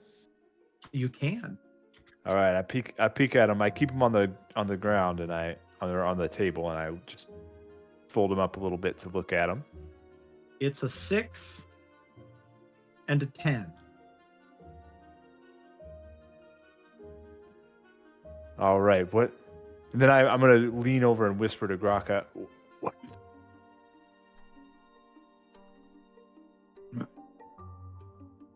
You can't look at my cards. Oh, sorry. What are we playing? Cards. Apparently. How do I win? Play the right cards. And he puts some money in. He puts 10 gold. All right. I will. The polar bear is staying kind of quiet. I'll look expectantly at the polar bear. The polar bear thinks about it for a moment and then taps the table, at which point the old man slides the polar bear another card. And then the polar bear puts 10 gold in the center.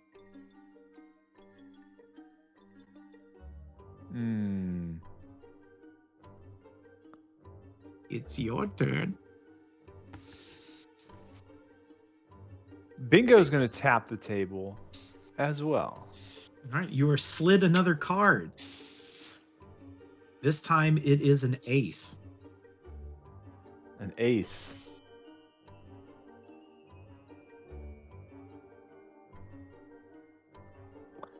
Fuck.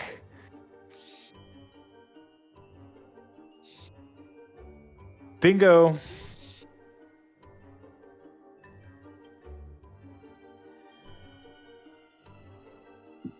Bingo is going to smile broadly and make a big show of being pleased with the hand that he's been dealt. If I can make a performance check for that. Yes, you can. All right. Kind of I'm making a gonna- big deal of it. Yeah, like pretending that I'm pleased and but acting like almost like a double bluff. Like I'm acting like I'm trying not to be happy, but like smirking and like being pleased. Damn. How can they? Ooh. The other And two then- look concerned. And then Bingo's gonna put 50 gold pieces into the middle. You did it so well, even the old man is sweating a little. And he's the dealer. Yeah, he doesn't. He always He's got. wins. Yeah. Graka, he goes, nah, hairball, and he throws his cards into the middle. The polar bear kind of rubs their beard, and then puts in 60 gold and taps the table, which slides another card to her. The polar bear. Uh-oh. And then the old man looks at you expectantly. So she raised me 10 basically, because she had put 10 in, and then I put in 50, and then she put in. Wait, no. Then she put in 60. Now I'm going to point this out mechanically. Yeah. Bingo himself has no fucking idea what game they're playing. Bingo doesn't. I feel like Brad does, but he also might not. Like, I'm just guessing based on the way that you're behaving with the cards. So, I'm gonna make an intelligence check for Bingo here, All right. just to What are see you what trying he to does. suss out? I just want to know if Bingo makes a good decision right now or a bad decision. All A right. bad decision. All right, good to go. All right. Bingo will tap the table. All right. When you tap the table, he slides Bingo another card. This one has a picture of a rubber duck on it.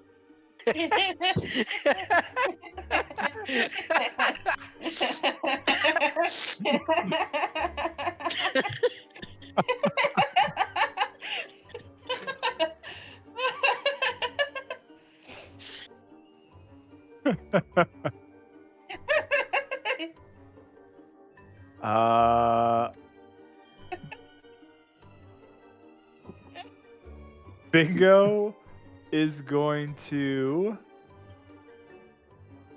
Bingo is going to. I will say, He'll- okay, I'll give you this. Graka is looking over your shoulder at your cards and he goes, I'm gonna. Yeah, Bingo's all in. He's got 160 gold on him, All right, slide it in. and Make he a says, performance. "I like to live dangerously." Oh, all right. The polar bear is kind of taken aback by it. It's like,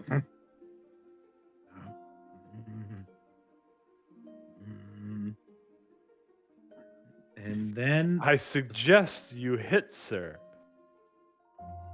the polar bear throws their cards in. You see that the polar bear had 3 cards, I believe. 4. 4 of them. Yes, it was 4 because we're on that turn. Okay. It is a king, a 10 of clubs, what looks like a black card, that has a circle on it. Like reverse is what Bingo thinks it means. like an Uno card. Sort of like an Uno card. And then the last card is not even really anything. It's a postcard for Winter's Hold. Perfect. It looks like the game is yours, friend. All right. I take my winnings. How much did I win here? The wolf put in 10, and the polar bear put in 70 60. total? Oh, Yeah. An additional. Okay, so I got 70 total. from Oh the wait, no, pot. it would be 80 total. Yeah. Oh yeah. Yeah, because it was 10, 10, and 60. So. Don't forget to tip All the right. dealer. All right. I Would will you- tip the dealer. I'll slide him a gold Ooh. piece. Ooh, thank you. You're very kind, sir. Yeah. No apples today, huh? No, that would be ridiculous. And Oh, you know what else I have in my inventory? I have The old man Yimble's- is I like- have Yimble's bag of dreams. You see that the old man is like wrestling with something behind his back. He's gonna put it back away. He was about to offer it to me. He did. He stuffed the apple away. Would you like to continue more of these games during the course of the week? Yeah, I mean, like, Bingo will hang out, and I don't want to take up too much of everybody's time with just me gambling, but All we'll right. say that I'm down. I'm gonna make a roll for you to see how much gold you get. Potentially negative. 215 gold. Damn. Hell yeah. You lose some, you win some. You know, the second night you weren't very good. You only won 6 gold. But you kicked it out of the park with those later nights. Hell yeah. You played many a game, the rules of which you weren't quite sure of. Never learned the rules. It was real Calvin ball out there. Some of them were one. In fact, that first night you were about to win, but then the dealer put down that reverse card and he won the pot, and you weren't sure like how that worked. Yeah. Every time that we actually played our hands instead of somebody folding, like it was just incomprehensible who won to me. Yes. No, well, the old man would just say arbitrarily who won.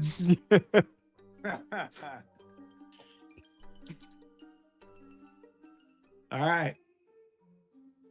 As we cut to Marine.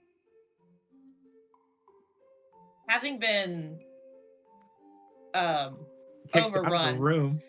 Yeah, having been kicked out of a room sort of like seals the deal that she's like, okay, we're gonna go suss out this this temple that she to Calico that she like read about, she heard about, and like gather any kind of sea-based ritualistic spell component.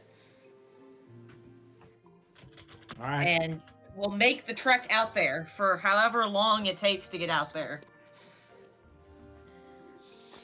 Heading out there through the tunnels, past some different areas. You walk past a couple of areas where it's supposed to be. And it is at this point you have sort of been wandering for maybe a couple of days. And you've passed the same spot multiple times. It should be here, but it's not. And it's on probably the third or fourth day. You realize that the entrance to that shrine has been bricked up. It seems like the dwarves at one point bricked it up. And you can see sort of the entranceway that makes it up. Okay. Let's see. I've got some spells in my Is there any like water around by any chance? There is not. Okay. Um. Well, what happens if how tall is the ceiling in this area? It is about 30 feet up. 30 feet up, and then like how wide is this hallway? The hallway is as wide as the hallway is up here, which I believe is 5, 10, 15, 20, 25. All right. I'm going to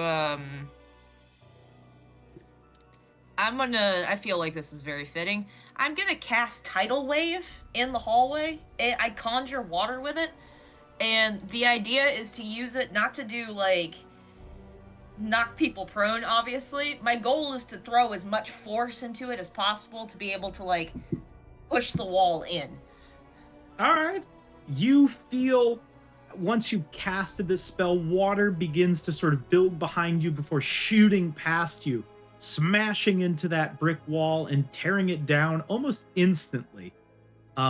As the water floods into the room, it does not vanish. It actually sort of filters into this large basin that surrounds this statue of Calica. And the stone statue begins to glow with a soft blue glow as that water has sort of filled the basin around the base of it. And I will give you a picture of Calica. Oh shit, okay. Ooh. She seems chill. She's super chill. Seems Okay, chill like- then. Is this Yeah. is this picture? Is this like a? It's like 100 feet tall. Yeah. Yeah, She's those are big. whales. Those are whales below her there. Yeah. All right. And like, is there like any like pews in this room, or like like an altar, perhaps like in front of this like the statue you've described, where the water's like going around it? There is just a little altar in front of this statue. This shrine appears incomplete. You're not sure why. Some dwarves may have built it in some attempt to contact Calica, and the project was sidelined, perhaps when the keep was originally destroyed, or it simply stopped after a certain point. Okay. And what did you describe was glowing? The statue itself, the material that it is made of, this sort of bluish stone, is glowing with this soft teal light. Okay. I'm going to set up around the statue, like in the water itself. Like I've gotten like I've gotten like sand and shells and other like random sea-based like spell components. As like I'm just gonna like adorn this entire area around the statue in these. As I'm gonna start taking out a couple of candles that were like either like handmade or just like quickly grabbed, and just light them. And when I light them, they're gonna be Marine's iconic blue flame, as she's gonna go around them. And then like in the center, is there like enough water to like sit in? There is. Okay. She's not going to be wearing any of her armor or anything like that. Does it go deep at all, or look like it can be more water in it? It looks like it is as deep as it will go, basically. Okay. As she's just like her downed clothing, she's gonna lay her sword in front of her, and she's gonna have it completely covered in seaweed. As before like she casts like any more spells, she's going to I hope this works so we can broker a deal. I don't mean to intrude. As she's gonna she's gonna lay that down, and then she's gonna put her hands like up towards like the feet of the statue, because she's sitting down before it, and she's gonna put her hands on it, focus, and using the statue as the image of Calica, she's gonna cast Sending All right. to try to speak with Calica. When you do that, nothing happens. But when you open your eyes, you realize you are standing on top of the water in the middle of the ocean. It's foggy and misty, as if it's sort of a misty night on the ocean. As you are standing on the water in this sort of like strange twilight. What do you do?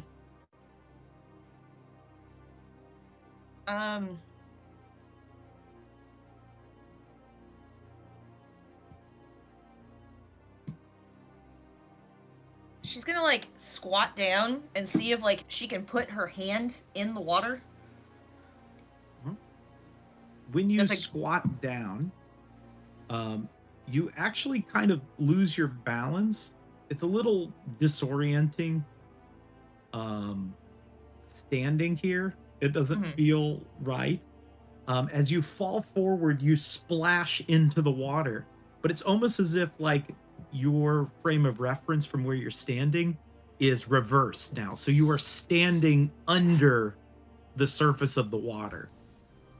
Okay. And on the other side is indeed Calica, this colossal sized entity is staring at you.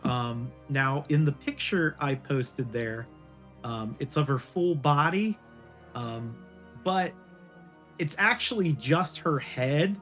Imagine like looking down into the water and seeing just in the murky blackness this large human head staring up at you. Wait, like staring up at, like, do I just see like a face, or like are they like a head and they're like looking down on me? It's like she's looming over you, because remember, you're reversed, so underwater is above you. Yes. Okay. Okay. Oh, okay. So she's okay. So she okay. Oh, okay. So I'm looking up at it, and it's just a giant face. Yeah. Okay.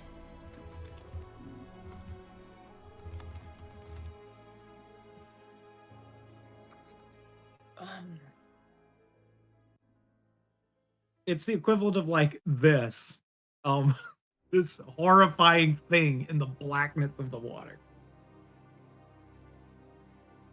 Except it's creepy because it's a human head. It's this woman looking up at you, or I guess down at you. I'm actually surprised that I made it this far. She isn't talking. All right. I'm going to assume that you don't know who I am. I will never assume what you know. I am here seeking to make a pact, if you would. A pact of the fathomless.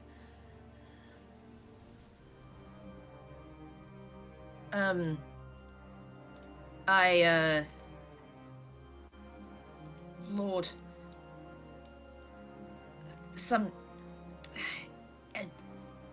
forgive me. Occasionally eldritch aberrations have a tendency to be a bit too loud, and I don't think they quite like that I'm here. Long story short,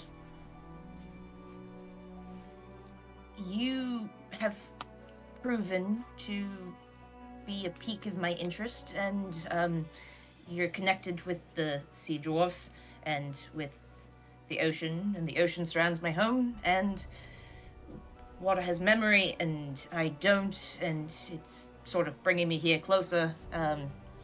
I am rambling. I'm here to broker a deal with you, if I may, great lady of the sea. Eloquent. It's interesting. I haven't had anyone come down here in some time.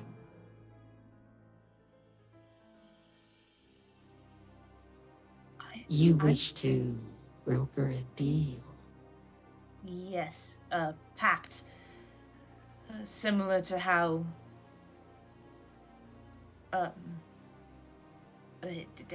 similar to how other warlocks have been able to do it with the demons or devils or genie. I wish to broker a pact. Yes.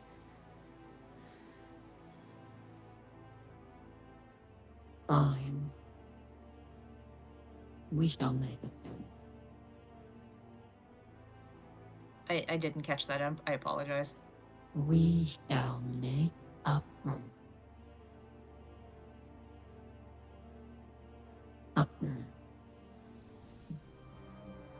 Ah, I'm back. It's me, Garrett. Hey there. Oh, fellas. Garrett. Yeah. She agrees to the pact. And unlike what you may have expected, she is of few words. As she reaches out, this colossal sized hand enveloping you, and you feel your lungs being just absolutely plunged with water, slits appearing on parts of your ribs and around under your neck, before you are suddenly gasped awake back at the shrine. And when it does, the shrine crumbles. I take it she didn't like that. As The you shrine. gain Kalika's embrace, Oh. as well as your warlock level that you took. Oh shit, Calica has...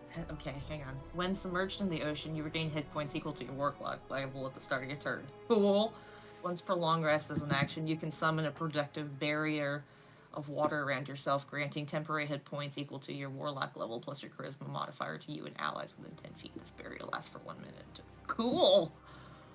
You also know that in your head, you have a memory. Oh. One of you agreeing to perform some task that you do not remember. But you know that you made the agreement with Kalika.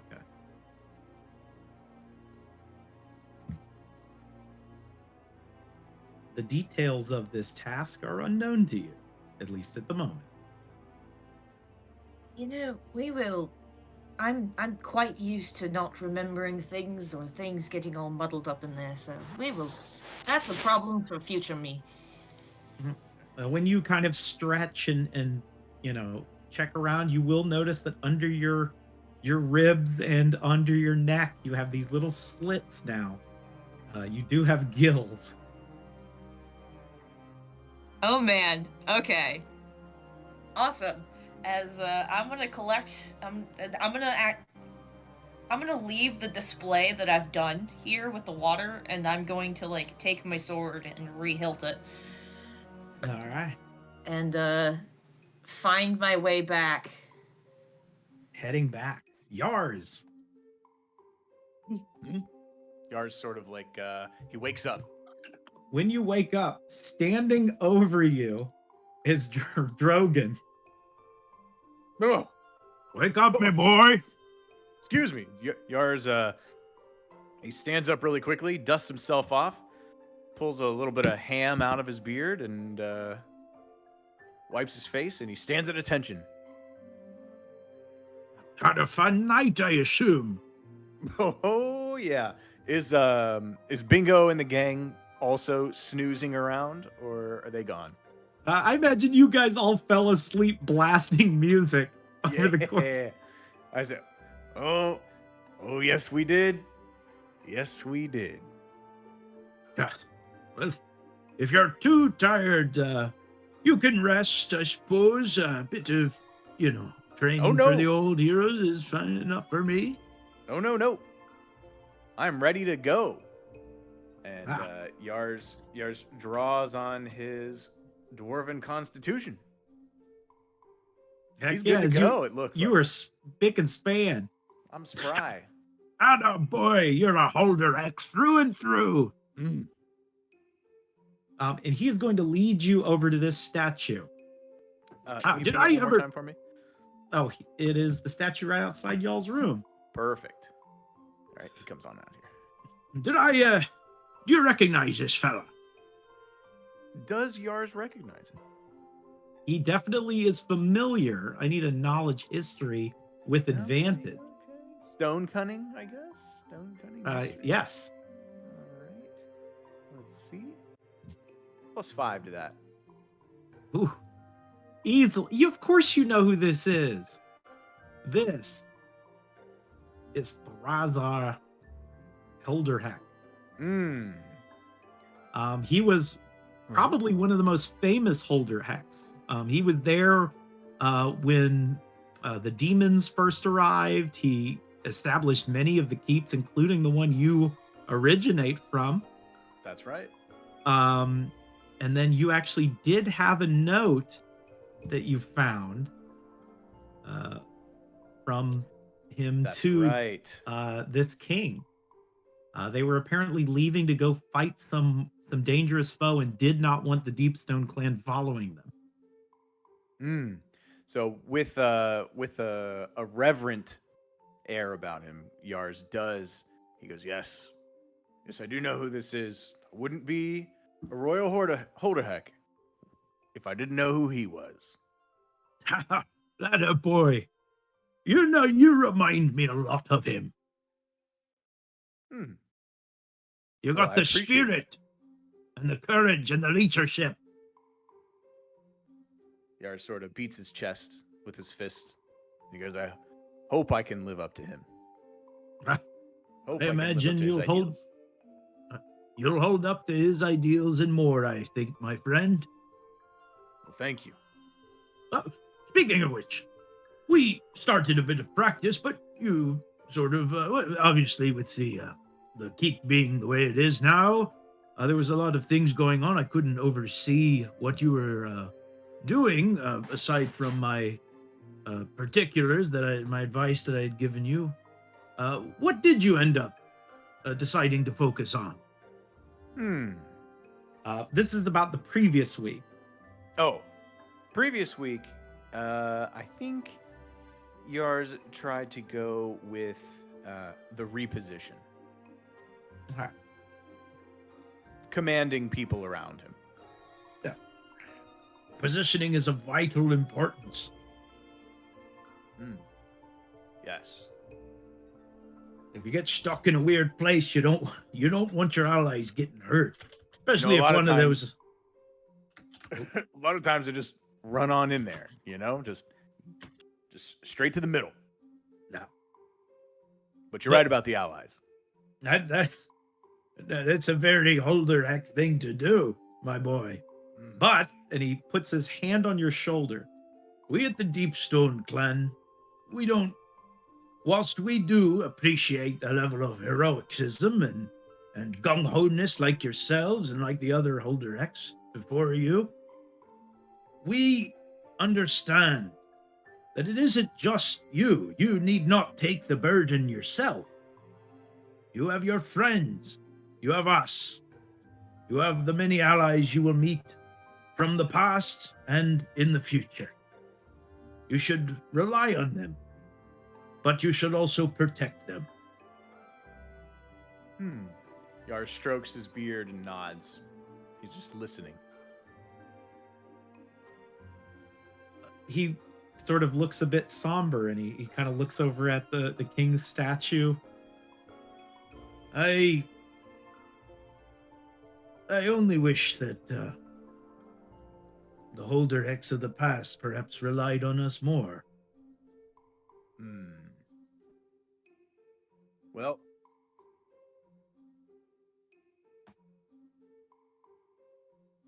yeah, Yar's kind of, he nods as well, and he sort of takes that to heart.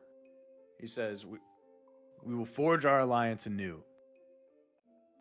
And he takes his hand off your shoulder and he says, well, then let's seal it. And he sort of puts his back up straight and he puts his arm out as straight as he can for a mighty handshake. Yeah, Yars does the same thing. Is this He the one where they doesn't- grip the forearms? That's exactly what it is. They grip the forearms. And he he is going to say his thing. What is it? Here's I, King of the Deepstone clan, thank you, hero Yars of the Holderheck clan. Forever you shall have our aid. May your fortunes rise, may your forges never go cold, may your axes never dull, and may our paths cross again in this life and the next. Which you know is the Deepstone, basically creed. Mm-hmm. And he is going to wait for you to say the Holderheck creed. Ooh. Ooh, well, now I'm on the spot. Yeah.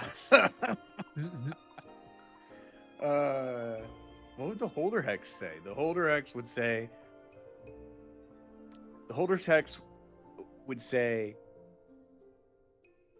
may your strength and vitality never leave your veins, and may your forges never grow cold, and your mountain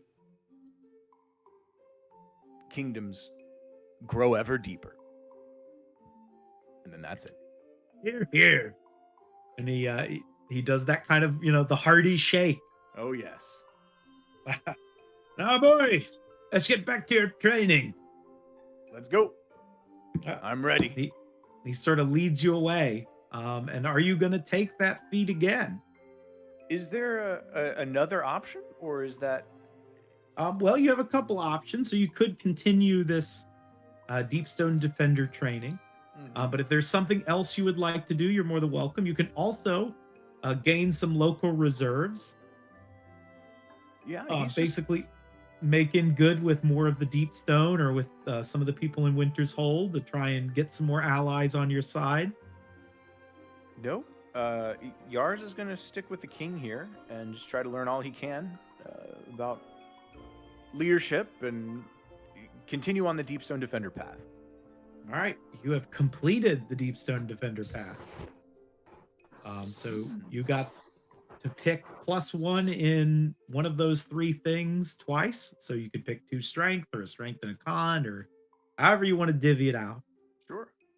And then you gain both of those abilities, the Deepstone Command and the Deepstone Reposition. Perfect. Very fitting. Yars is learning all he can for his eventual return home to rule his kingdom. All right. Now we're going to do a little cutaway. Isn't that fun? Mm-hmm. Is this song? No, not this one. This one. Here we go. As you leave the maze of monsters, Mayar. Oh. Or Ahmed. Mm. You are standing in the Great Hall once again. You feel your soul and your spirit being pulled down the Great Hall still. Even though you have come to a stop, you feel like at any point you can continue down. But you are face to face with Mananan.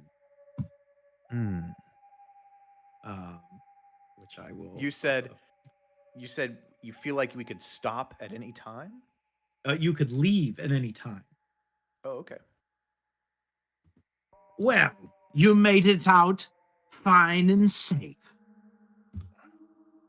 Yes, you also see that... I was going to say, you also see that, Ahmed, that while you're standing here talking to Mananan, there's almost like a translucent version of Mananan next to you, or next to himself, and it is talking to Zin. You can't hear their conversation, but you can see them. Okay. Now, as to our part of the agreement. I did tell Zin that I wanted the codex, but there's no need for him to give it to me. If you were to relinquish the hourglass instead. You're saying you want to take our treasure from us? Uh, This it's payment. hourglass wasn't part of the deal, Mananan. I have decided to alter the deal, just so that it made it easier for you, considering the other group was not able to collect what I wanted and what I will say, rightfully owed. I figured I'd give you some other way out of it. Um, being either the codex or that hourglass you have there. Hmm. Well,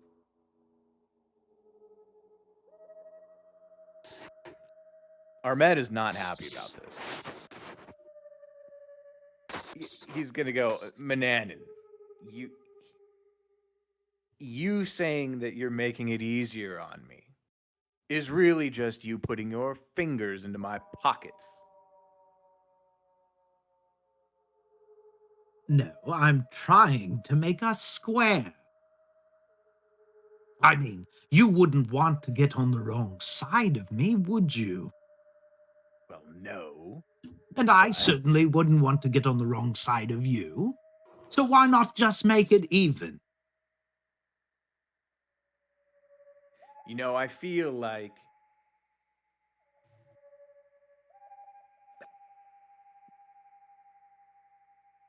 he's pretty torn about this because he knows that the only reason Mananan is saving him is to get even with Mayard. Mayard. Yeah. Exactly. And you know what? He says that to Mananan. He goes, "Look, Mananan, how could I possibly owe you something? I know that you're saving me because Mayard asked you to, and That because you owe Mayard." that is true. And am I not beholden to my word? You are here, leaving. But I had to expend a very valuable resource so that I did not lose out on the research that I so desperately need to learn. Thus, you owe me something as well. Hmm. I'll say it's pretty obvious to our med at this point that Mananan has set this up so that they would owe him something. Yeah. Can I look over at Zin and see if see his face as he's speaking to Ghost Mananan? Zin, from what you can tell, is probably being asked the same thing. He has the codex in his hand. Mm-hmm. Um, Zin does not look agreeable to this deal. Hmm. You get the impression that he is probably not going to give him the codex. Hmm. I'm gonna ask Mananan, why didn't the others give you what they promised? They simply could not complete the task. Plus, they ran into a moral quandary. Hmm. Well, I'm sorry, Mananan, but a deal's a deal, and this, he holds up the hourglass and shakes it a little bit, and he goes, was not part of the deal. And Ahmed refuses. All right. As Ahmed begins to travel away, Mananan lunges out and grabs Ahmed's wrist, stopping him from leaving.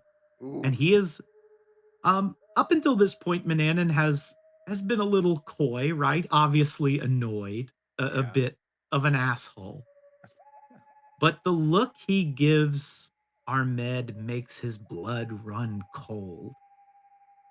As Mananan has this look of pure, unfiltered malice. Ahmed, don't be stupid. Give me what I want, or you and your friends will pay dearly for crossing me. You still have the option to leave. He has only stopped you momentarily. Hmm.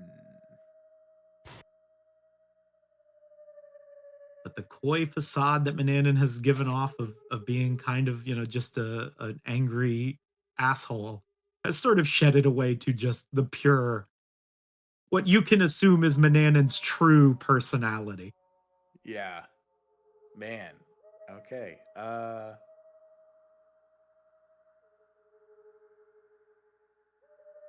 man. I would so much rather give him the codex. Well, you don't have to. Yeah. From the impression you're getting from both Zin and you, he can't stop you from leaving. True. This is only a momentary thing. Armed as a character wouldn't do this. Armed is also an annoyed kind of guy, not very forgiving or anything.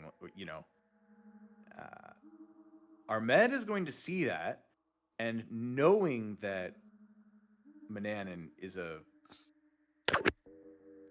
bad guy and a bad enemy, he's pretty indignant, and he throws off his hand from his wrist and looks at him, knowing that he's just made an enemy, and he lets himself fall backwards and float out of the maze. All right, as you fade away, you just see the crackling arcane energy of Bananan's eyes sparking in rage. As you appeared back in the Rumbler. Ooh, this is fun.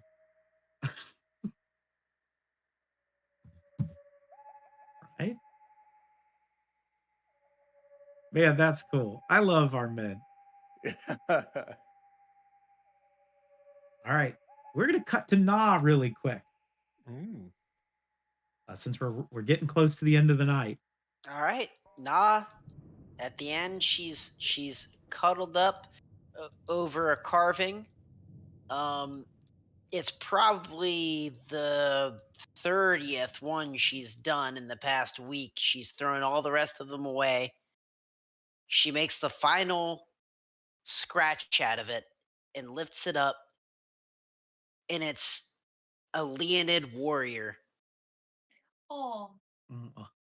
It is a tiny carving, about a quarter of a foot high, of Ivar. of Ivar. It's Ivar. As And she Na gets up to show it to Captain Gill. Oh no. is not there. What, Gil, what is there? 58 pounds of mammoth cheese. Now let me go back and look at the inventory.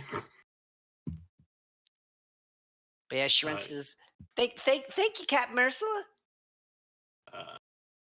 Yeah, so 58 pounds of cheese. And then it'd just be the Vice Admiral hat of Shellport and the writ that says whoever wears it is the Vice Admiral. As Na notices Gil is gone. The party is eventually informed of Gil's leaving. Na tucks away in bed. And there's going to be a dream.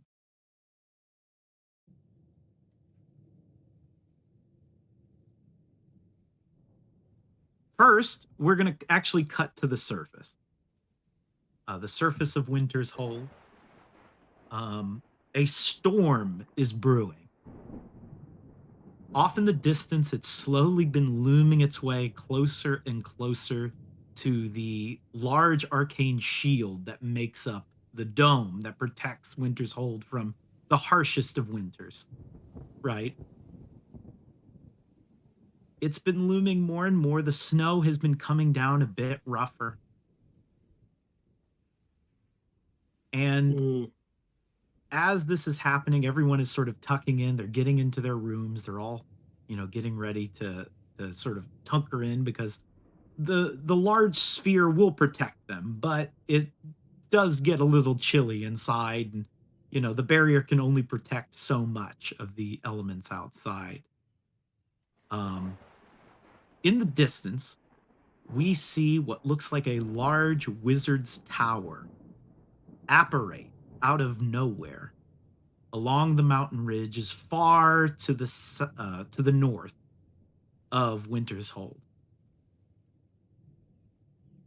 The person inside of it apparates again towards the walls of Winter's Hold. This figure is wearing green robes with sparking blue eyes. As he touches the walls of Winter's Hold, the barrier comes down. Manannan has dispelled the barrier.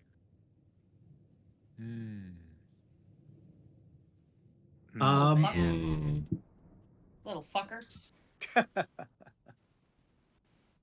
Now, Na, as she sleeps, has an interesting dream. It starts off somewhat soft, the sound of thunder in the distance, and the soft humming of a woman. She is being cradled carefully and lovingly in the arms of someone. Someone she knows, but she can't quite parse the face of. She has long golden hair, and they're sitting in front of a cave, looking out at a storm. There's a larger man near them who is looking over at them, or sort of looming over the two of them as this scene plays out. And that is that point when Na awakes, as a bolt of lightning comes crashing down near the mouth of the cave. Na wakes up and sees that she has trashed her room once again. It seems like in a fit of dream, she absolutely fucked up the room again. She Yes. wipes under her eyes and looks down and sees that there is blood all over her hands. You also see that your knuckles are sort of reddened, and you see some of the walls of this stone room are cracked inward, as if you had been punching the walls and sort of everything in this room. As Na gets an additional boon. Whoa ho!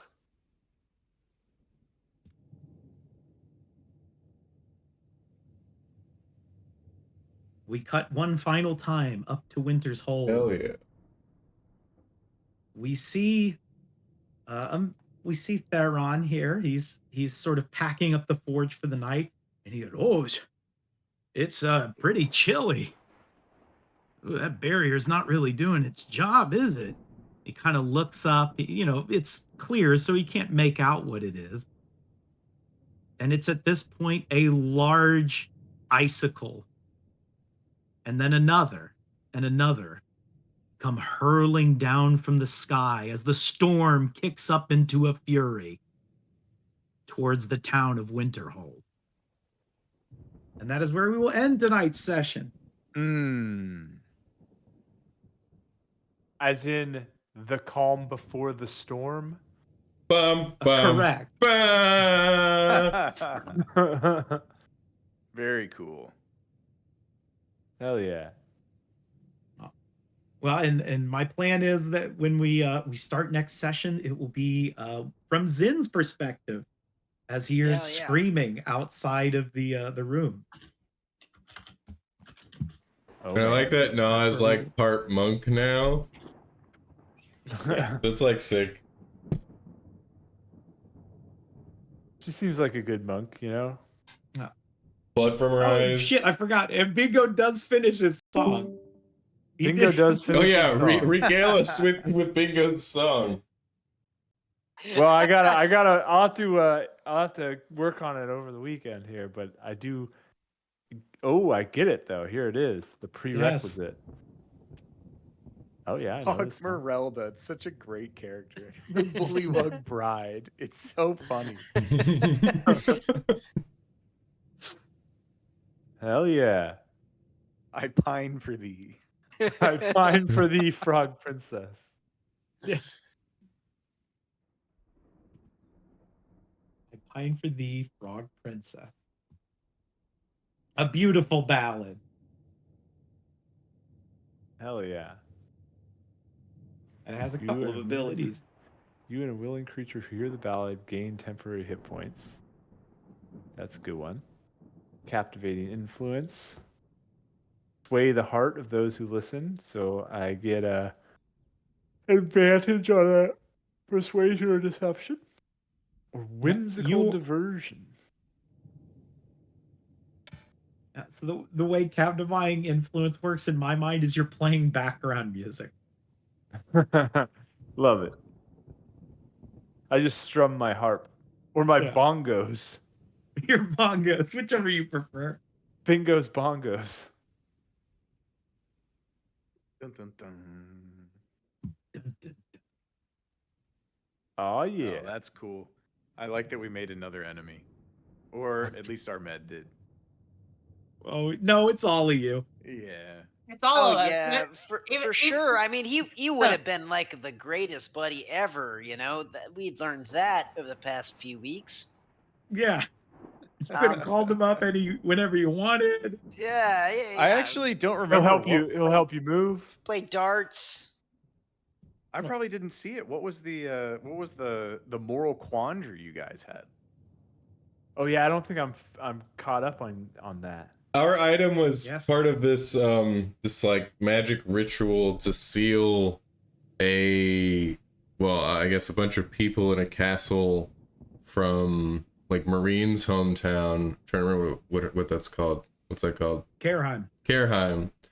Away, just like not on the plane or whatever, you know. So it's just like sealed away in the maze of monsters by 3 magic items. And we were supposed to defeat the guardian of one of them and take it. And it's like, does that affect the seal, or you know?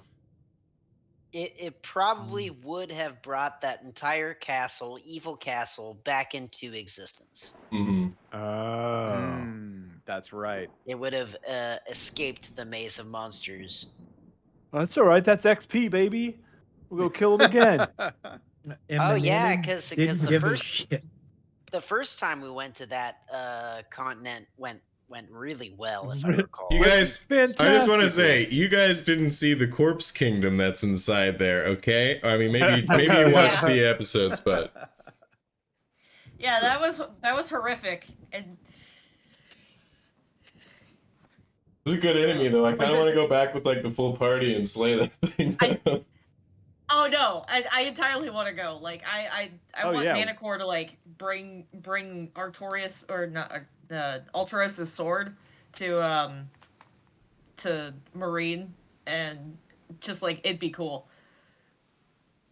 But Manticore and the rest of them are almost all the rest of them are back in Talonbrine, so we'll see how that goes, because Talonbrine we got some of us got kicked out of.